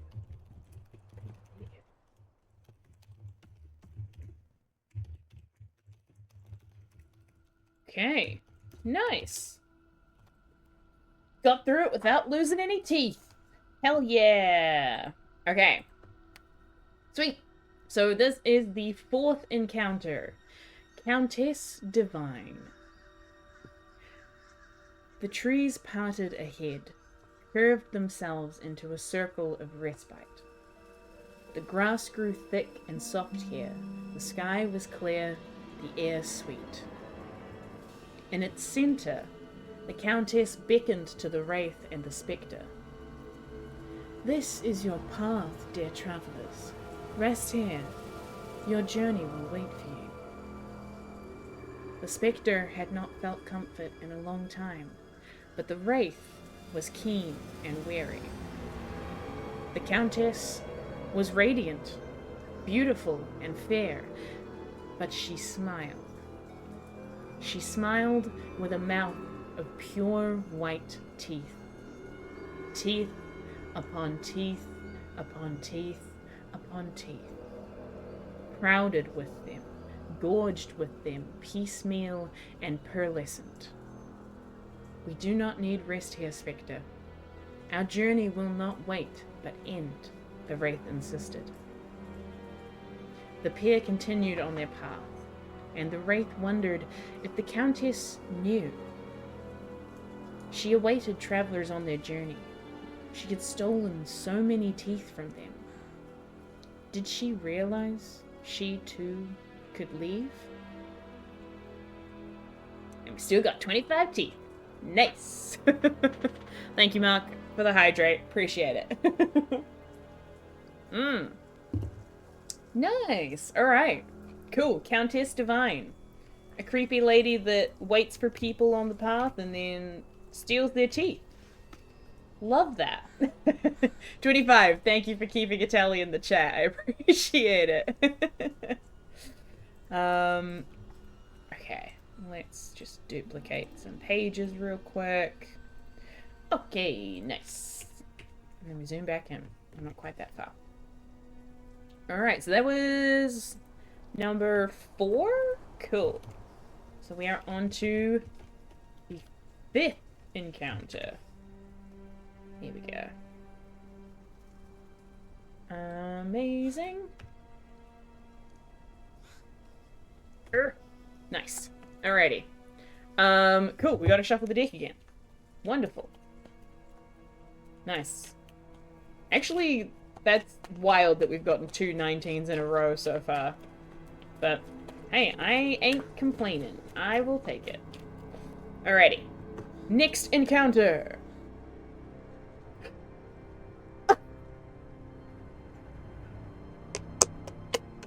Yes! Okay, amazing. Wonderful. We got an ace of spades. Wild! That's incredible. So technically, the ace of spades, is we get to a gate. The forest ends. Can you pay the toll? We absolutely can, because this is our 5th encounter. But here's what I think, because I would like to keep going, because we've only been going for a couple hours, so I wanna try and keep going a little bit longer with this story. So, and we can still chew, yay! The Gate of Spades. I'm just gonna put that there. Gate of Spades. So, we could get out. But here's the thing. Maybe Wraiths haven't tried to get out of here together before. And maybe, only one Wraith can get out at one time. Don't lose any teeth, it's true. But I think that rather than this being the end of the story, because I do want to keep playing the story a little bit more, because I'm enjoying this one, maybe only this is where the Spectre gets out rather than where the Wraith gets out. Because we wanted to make sure that the Spectre got out. We gave the Spectre our teeth to make sure that they could get out. So let's go.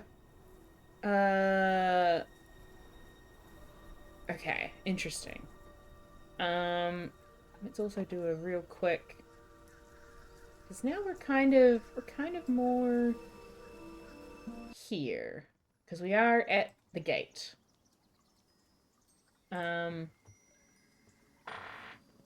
Okay. What the heck does the gate look like?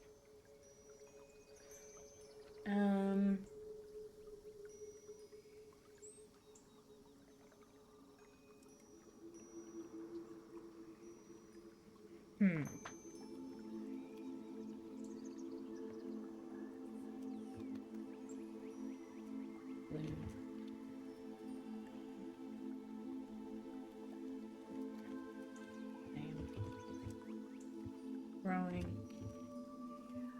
as the gates. Letting Spectre go free. What would Bond say? Fair. You know, that's actually maybe one of the few modern Bond movies that I didn't see. I'm so sorry. I think I stopped watching the modern Bond movies after Skyfall, probably. But that's fair. That's a fair call. Emerge from the gloom like a glimmer of a flame, growing as the gates.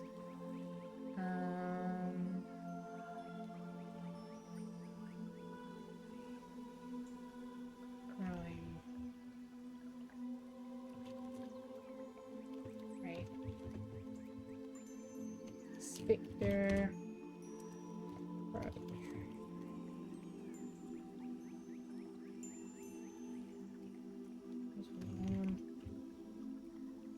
It was the warmth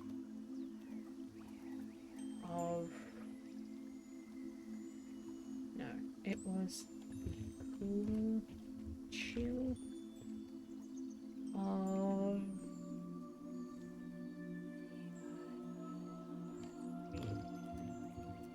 warmth.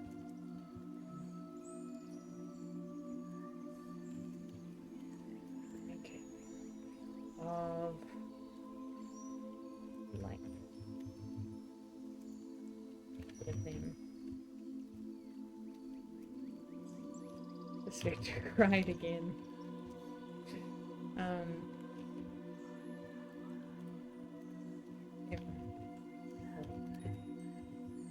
This. Never thought. Let's see this.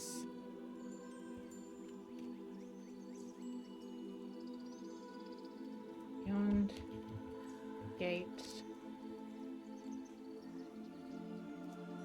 lay the Incorporeal. Next life. Be free.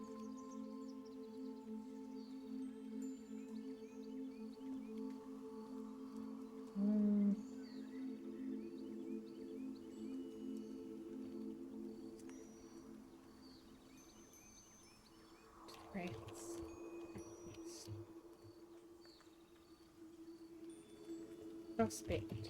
Still brought fear. Spectre were usually the bad guys in the OG Bond novels. That might not have been emphasized. Recent Bond movies. Oh! I didn't realize that. Oh, that's interesting.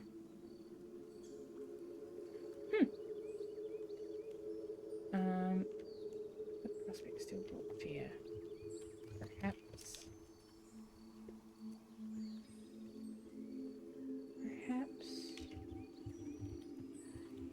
They'll find each other.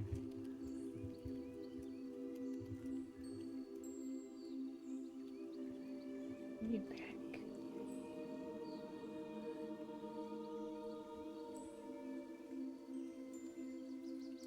And you pack this to there.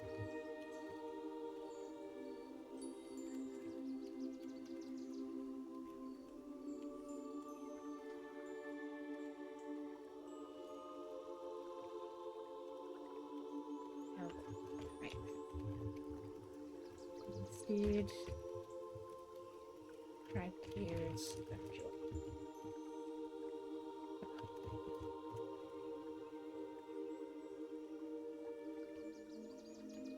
Lights and go with the 8. Sit here and sit. Stitch to Incorporeal.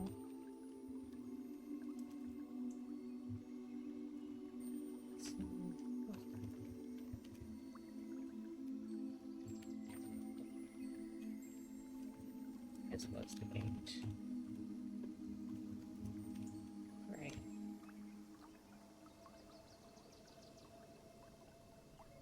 Just the trees. Paint back. Released from there.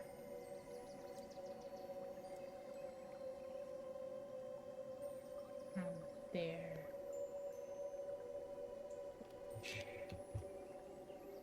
They were sort of like a group of agents that banded together after World War II and decided to do things like blackmail countries with threats.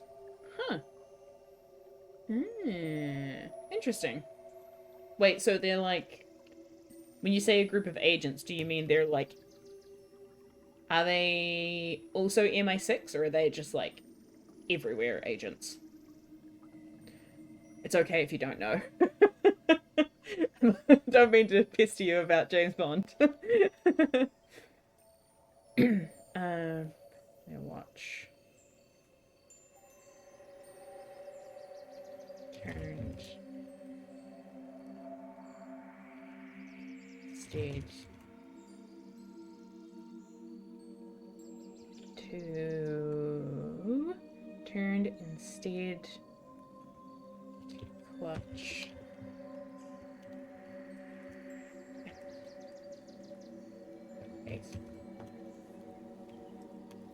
Eight. Tether to Incorporeal had extinguished. Still journey to follow. And it was still a journey to follow.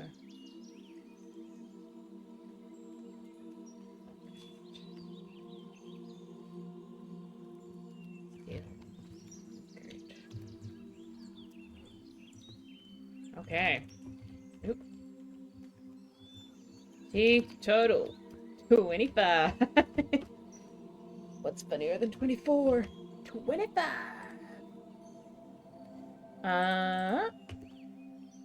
Good. Come on, computer. There we go.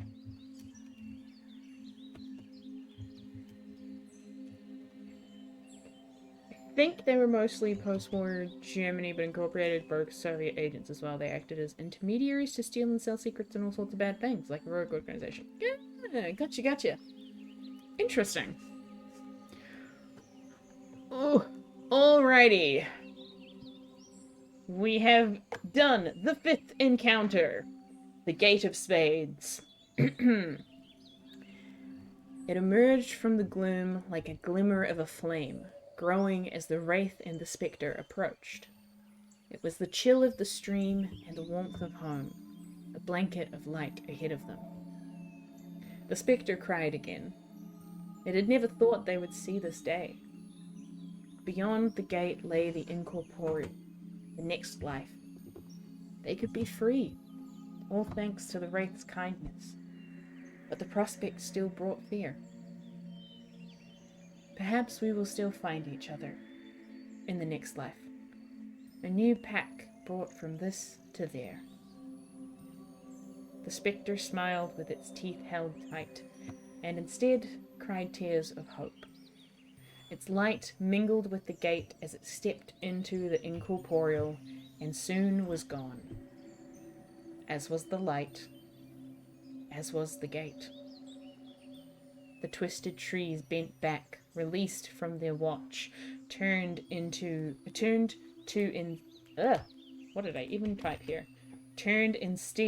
to clutch at the Wraith. The gate was gone. The tether to the Incorporeal had extinguished. There was still a journey to follow, and the forest still hungered. 25 teeth, baby! That's pretty good. We've gotten through like 3 encounters without losing any teeth. Love that for us. Alrighty. Oh, so we did find a gate. However, it was not our gate. That was the Spectre's gate.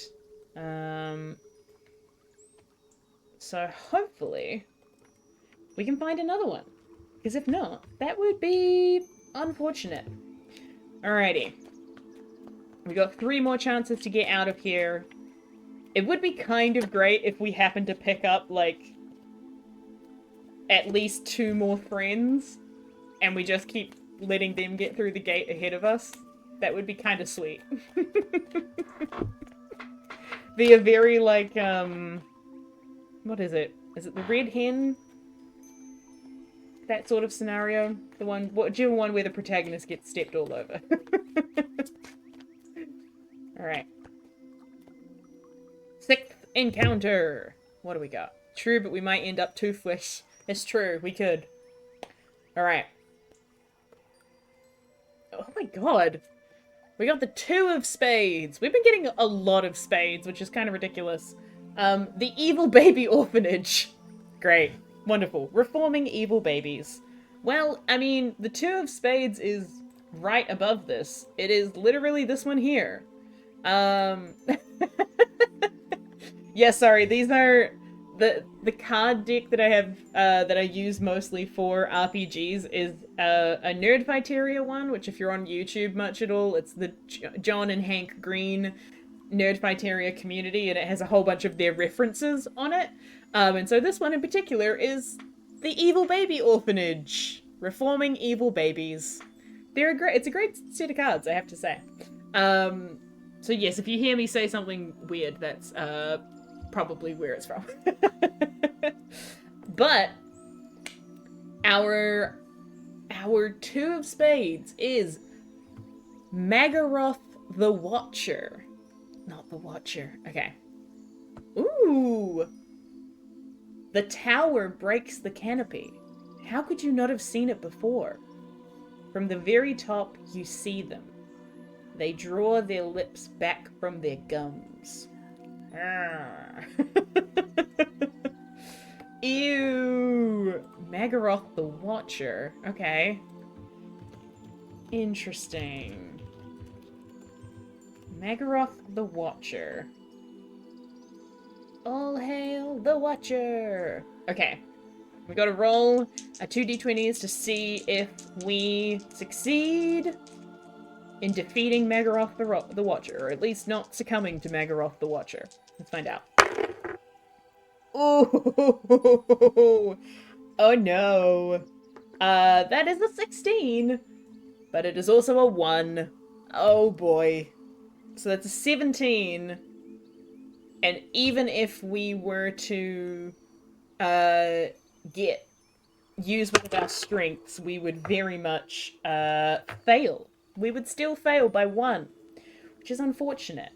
Can we use... Does this play into any of our fears? Oh, whoa. Why did I write that all the way down here? Hold on a second. Let me just... move this stuff up a bit.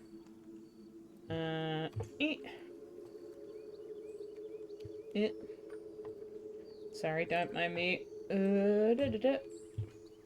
Doing a quick bit of rearranging. There we go. Alright. Okay. So what are our fears? Because our strengths won't be able to help us. Ooh. That is very true. We do have a fear of, like, man-made things. And I feel like man-made structures might play into that. Like, the fact that they are... Magaroth the Watcher is apparently in a tower. I feel like that would probably play into our fears. Especially since we're gonna lose anyways. I feel like that would probably play into our fears. It's that sort of thing of like, I don't know if you've ever read or listened to any of the creepypastas about, like, stairs in the wilderness. Oh god.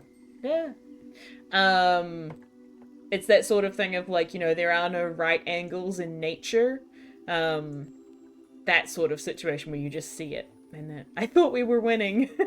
Technically, we're still on the path. We're still on the path to winning. We've still got 25 teeth, and we're only going to lose 1, and we just need 2. So we're still pretty dang close to winning. Okay. Magaroth the Watcher. The tower breaks the canopy. How could you not have seen it before? From the very top, you see them. They draw their lips back from their gums. Ooh. Okay. Okay.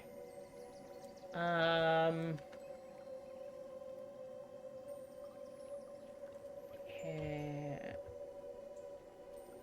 The Wraith. It's seen for a moment. A glimpse, stone, and stone, walking,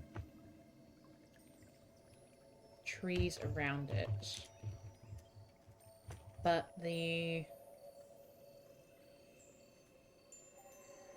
feeling never left. Eyes peering down through the canopy. Well, I need to get some rest. I hope we win. Good night. Thank you very much. Thanks so much for coming along and hanging out. If you want to come, we might come back to this on Saturday if we don't finish it up tonight. So if you want to come back same time as this in 1, 2, 3, 4 days time, feel free to. But otherwise, have a great rest. And I'll see you around, hopefully. If there are no right angles in nature, then doesn't that mean any non-90-degree angle is technically a right angle according to nature's rules? Whoa, trippy. You raise an excellent point. Eyes peering down through the canopy. Eyes peering down the canopy. Unwavering. Locked. Above a snarling toothless. 90-degree angles should be called wrong angles. Fair. I don't know why they're called right angles either. Then everything would be right in the world. That's the other thing, is why are they called right angles when they make an L? They should be a left angle. What's up with that? Eyes peering down through the canopy, unwavering, locked above a snarling toothless maw.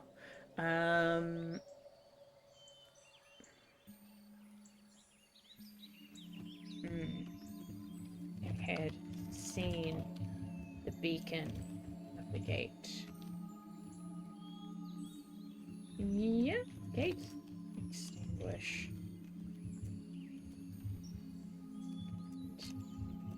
It watched the wraith wander to its domain.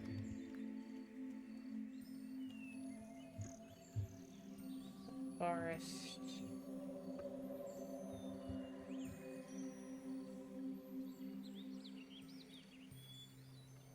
Where the wraith ran, it would always be watching.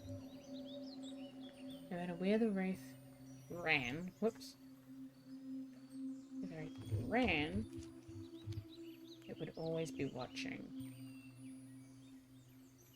cowering.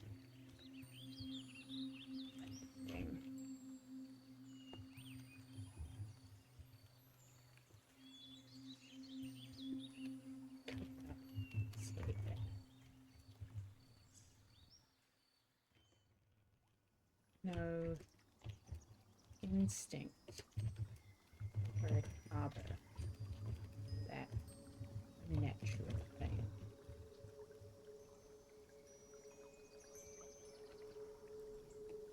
Toothless, yet enduring in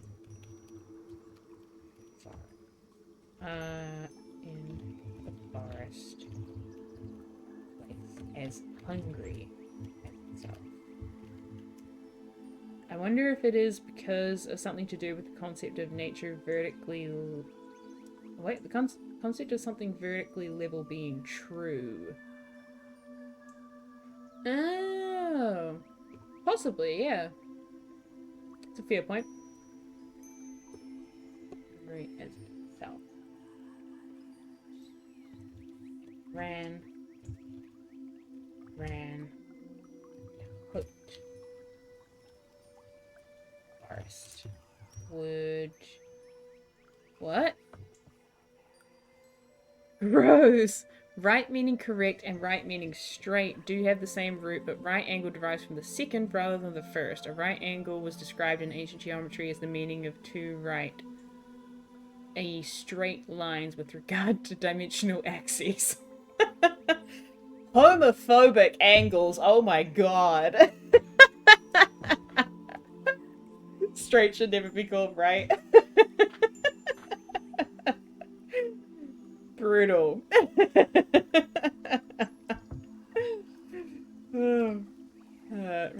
Ran and hoped the forest would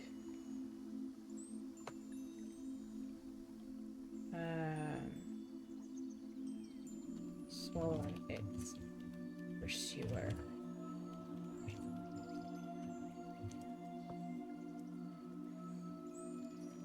Of course.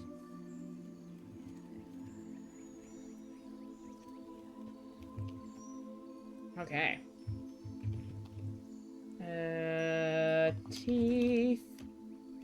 Total.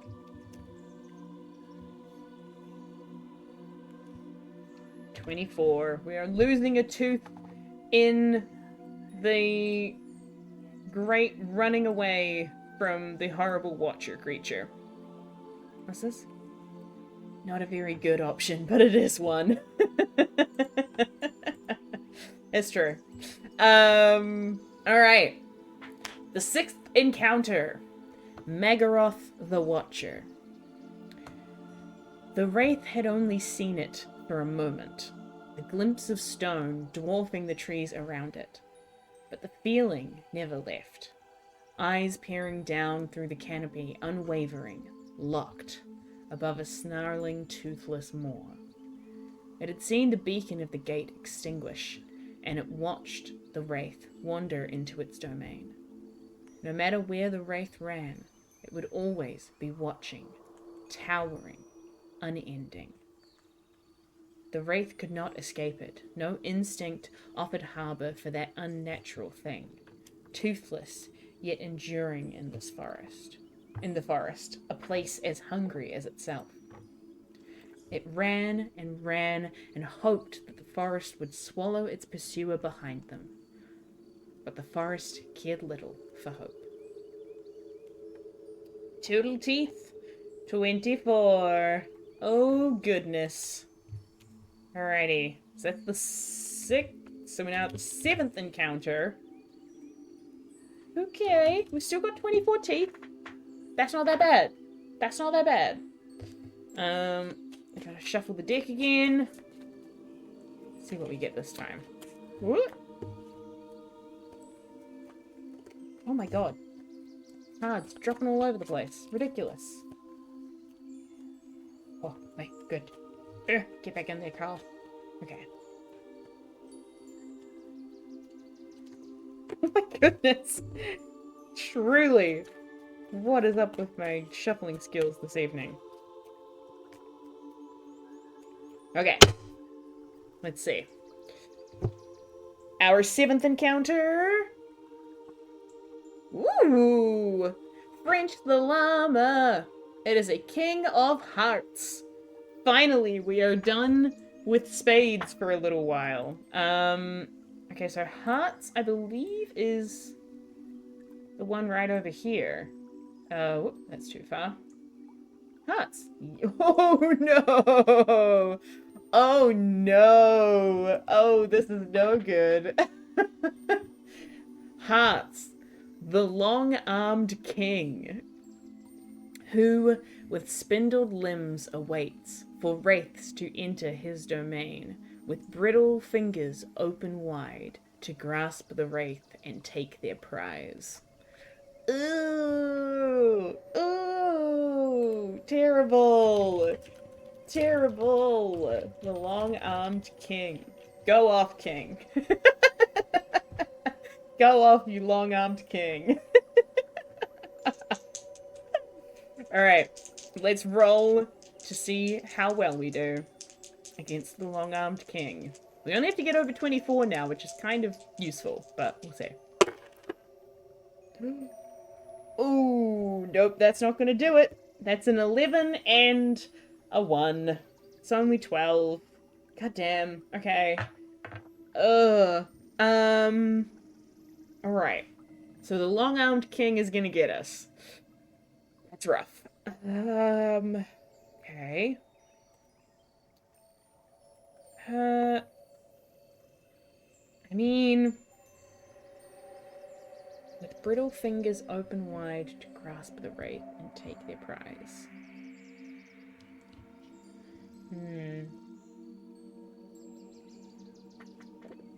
I mean, it feels like, again, it kind of feels like that sort of trap, like Venus flytrap behavior. The long-armed king.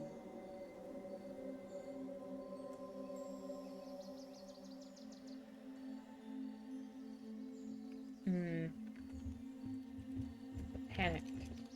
The wraith lost all sense of the path. They had ran. Oh, they had what? They had ran or they had run?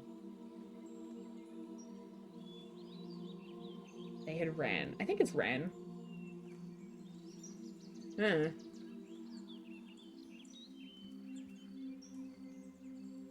They had...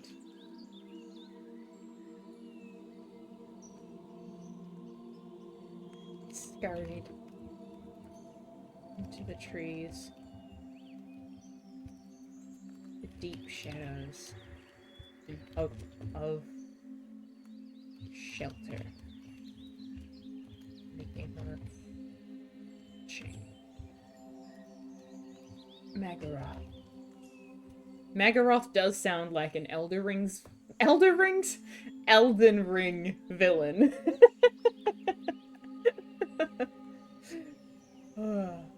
Ever watching Magaroth. Alright.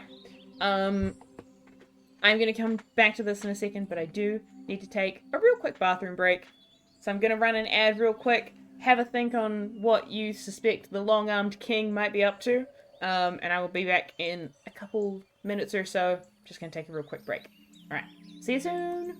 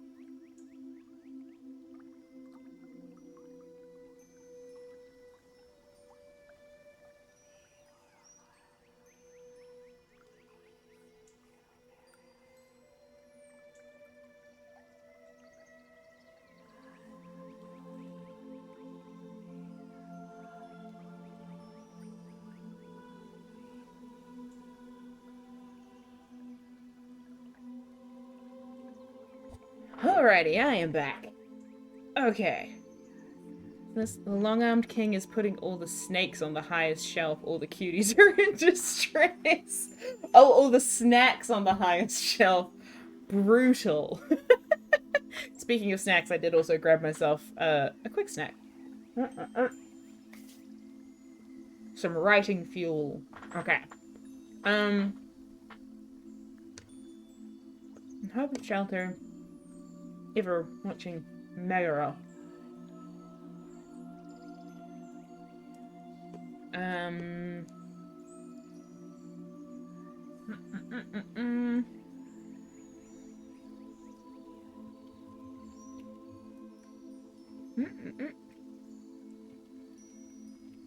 The limbs scratched.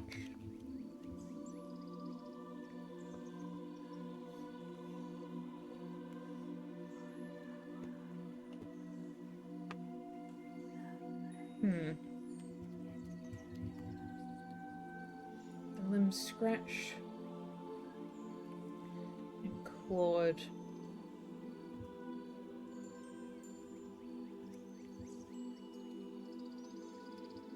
Desperate to pinch Tooth from the Wraith's cord. Nope, cord.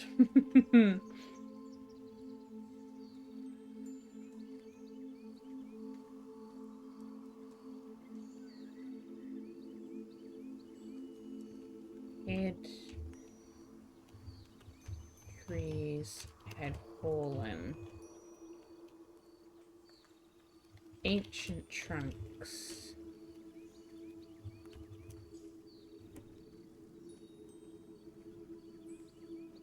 That blocked their fellow roots, barred, wraith path.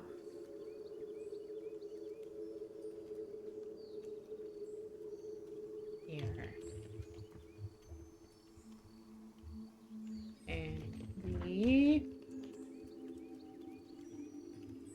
Oh my goodness. Caps lock. Why are you like this? Wraith, you're back. Only to stumble. Right, branches.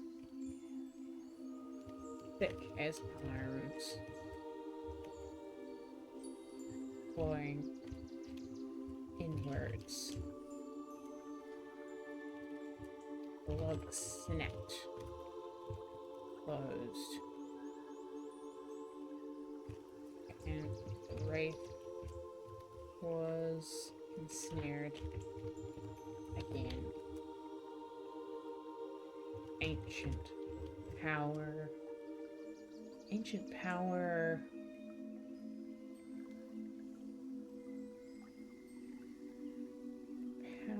Ancient power.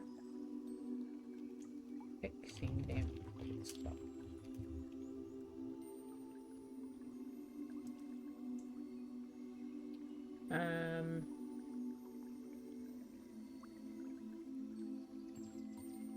Ground that held no comfort. Rumble. Burst open as the trunks revealed their true extent. Lumbering arms stretched into the earth, pulling forth the body of an ancient. Pulling forth the body. Ancient. I call the body of a giant beyond scale.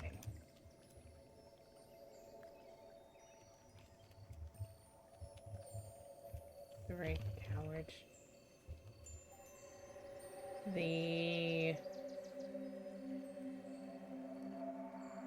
What have we got as our fears? Okay. The wraith coward. Body.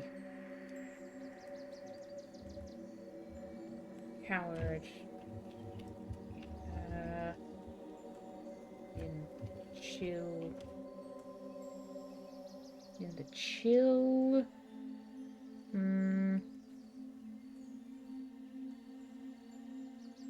The chill. What's the word? What's the word? Unyielding? Grip. Long-armed king. Rising from his burial. The scent of to the tremor of footfalls and scent teeth in his domain, in his kingdom.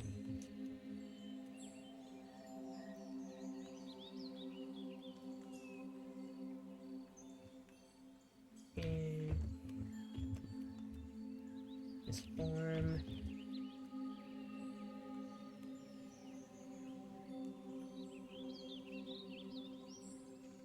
rose.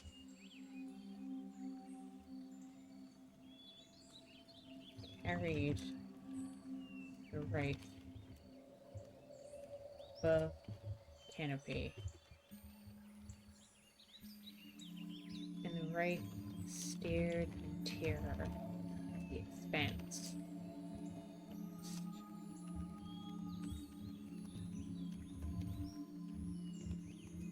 Living, breathing, eternity, the path they had lost.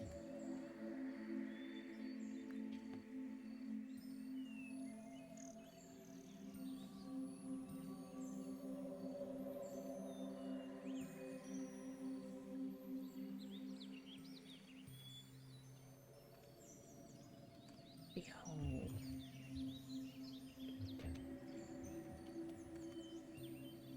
He said. He creaked. Behold.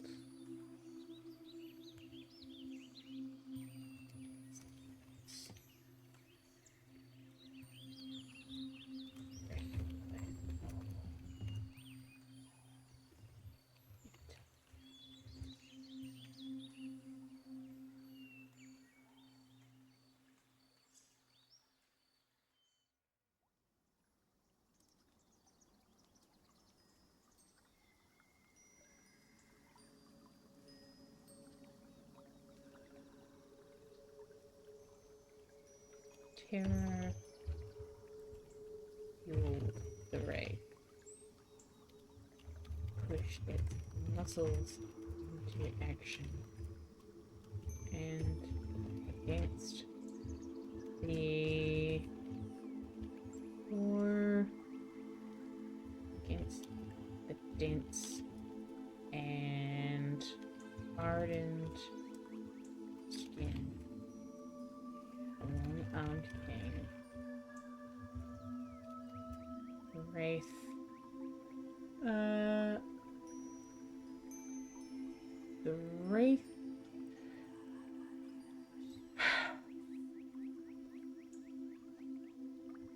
I don't want to say squished, because squished is too fun of a word. The Wraith. Against think of the long-armed king, the Wraith.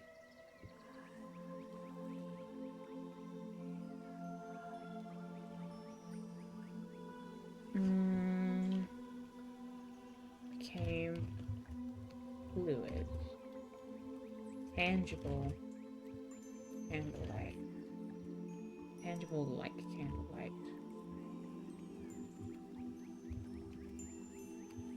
Flipping from his grip and falling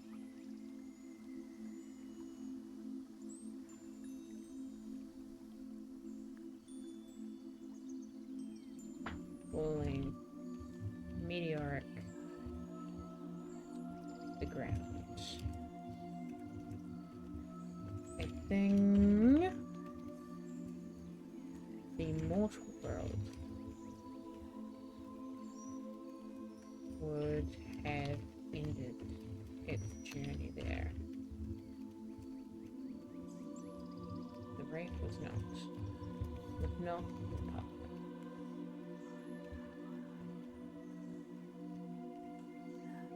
It knew the path. It would find it falling in its coin of floods.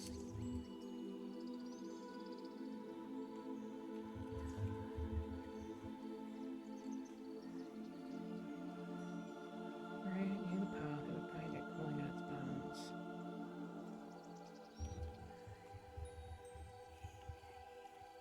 Would turn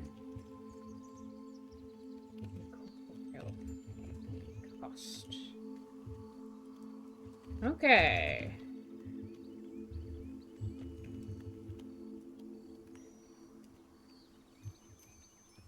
So, we haven't lost any teeth. And I'm gonna explain why. But first off, let me read through the Long-Armed King entry. A little bit longer, funnily enough. Alright. The long-armed king. In the panic, the wraith had lost all sense of the path. It had scurried into the trees and the deep shadows in hope of shelter from the ever-watching Magaroth. The limbs scratched and clawed, desperate to pinch a tooth from the wraith's hoard. Ahead, trees had fallen, ancient trunks that blocked their fellow roots and barred the wraith's path. They drew in nearer, and the wraith drew back, only to stumble against branches, thick as arms, clawing inwards. The logs snapped closed, and the wraith was ensnared again, ancient power fixing them to the spot. The ground that held no comfort rumbled, burst open as the trunks revealed their true extent. Lumbering arms stretched into the earth, pulling forth the body of a giant beyond scale. The wraith cowered in the chill, unyielding grip of the long-armed king, rising from his burial to the tremor of footfalls and the scent of teeth in his kingdom. His form rose, carried the wraith above the canopy, and the wraith stared in terror at the expanse of the forest. The living, breathing eternity of the path that they had lost. "Behold my kingdom," he creaked. "Behold your resting place, the resting place of all, in time." Terror fueled the wraith, pushed its muscles into action, and against the dense and hardened skin of the long-armed king, the wraith became fluid, intangible like candlelight, slipping from his grip and falling meteoric to the ground. A thing of the mortal world would have ended its journey there. But the wraith was not the pup. It knew the path, it would find it crawling in its bones, and it would return to the Incorporeal at any cost. Cool, and I am going to add, rather than losing a tooth, we're going to add a fear, which is trapped. The wraith is scared of being caught in traps, which is pretty reasonable, but I think after that, pretty anxious about it. Scared of being caught in traps, and thus is fueled to escape the forest entirely. Immediately. I think the wraith is also becoming aware that they're maybe slightly less naive than they were before, and they're aware that the forest itself is also a kind of trap. So I think they are starting to want to friggin' book it. Get the hell out of Dodge. Okay. So that's that was the 7th encounter. Let's do one more. Let's do one more to wrap up the evening. So we'll do our... Oh my god, these cards. My cards. Do one more. We'll do our 8th encounter. And then we might come back to this on Saturday and do a little bit more. But we'll see. And now... After this one, we might wrap it up. Okay. Alright. Let's see. Let's see what we get. We're back to spades. It's the Queen of Spades with Tiny Chicken Strikes Again. Okay. So, Queen of Spades. So, here... Oh, boy. Oh, boy. Mistress under roots. The great lung is all above, and here she slumbers, waiting, with arms held out and twisted, to pull you ever closer. God damn it! Everybody keeps wanting a hug. They're not respecting my personal space. Alright. So, we gotta roll for this. We still gotta get over a 24 for this to work. Let's find out. Hell yeah, we do! We got a 16 and a 17. We got a friggin' 33. We are good. Holy shit. Okay. Amazing. Honestly, we don't even have to worry about the Mistress Under Roots, but holy crap. Okay, Mistress Under Roots. Amazing. Okay, cool. Nice. Love that. Forest is living thing. A biome that connects mortal and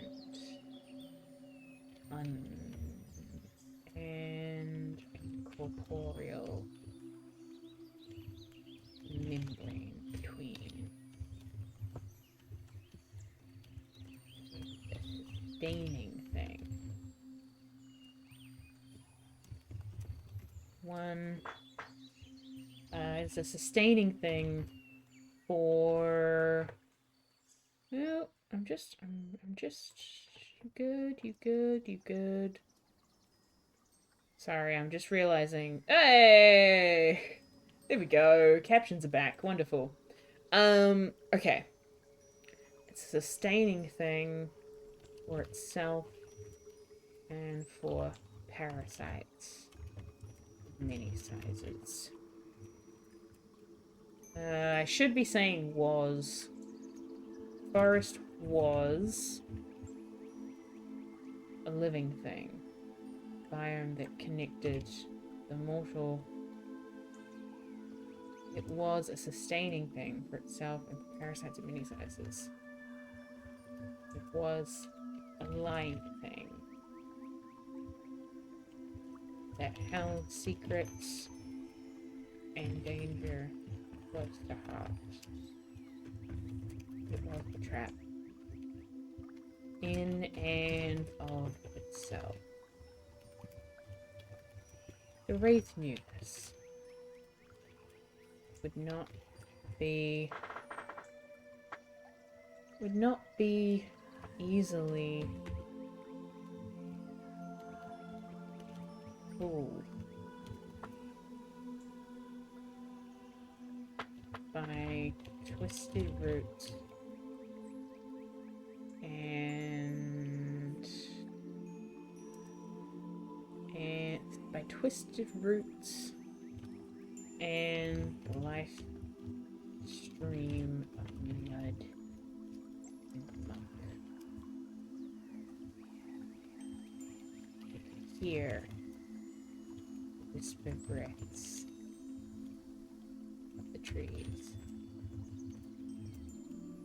that inhaled perfect harmony.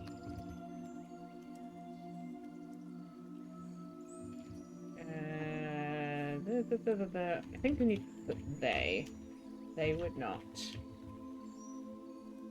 They could hear the whispered breaths of the trees that inhaled in perfect harmony. They knew more waited in the ground that gave no comfort.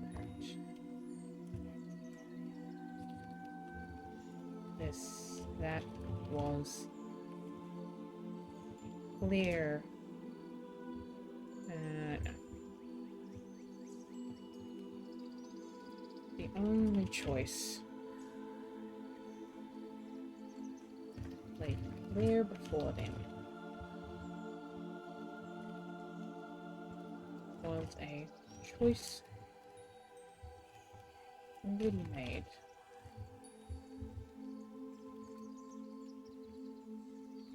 One that needed to be repeated after every folly and misstep. Follow the path. Find the gate. Reach the Incorporeal. Not wait and rest. not wait and rest. Do not seek what seeks you in the shadows. Do not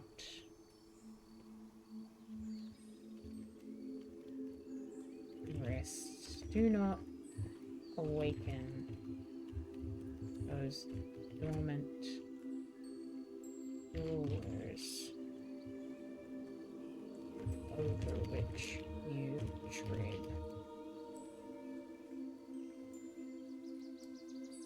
Oh.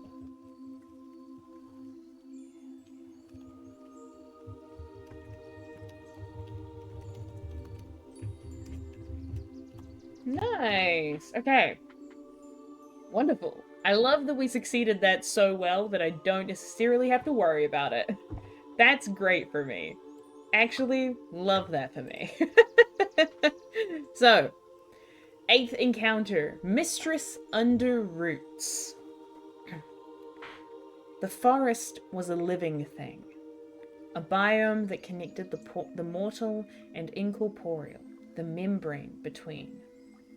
It was a sustaining thing, for itself and for parasites of many sizes. It was a lying thing that held secrets and danger close to heart.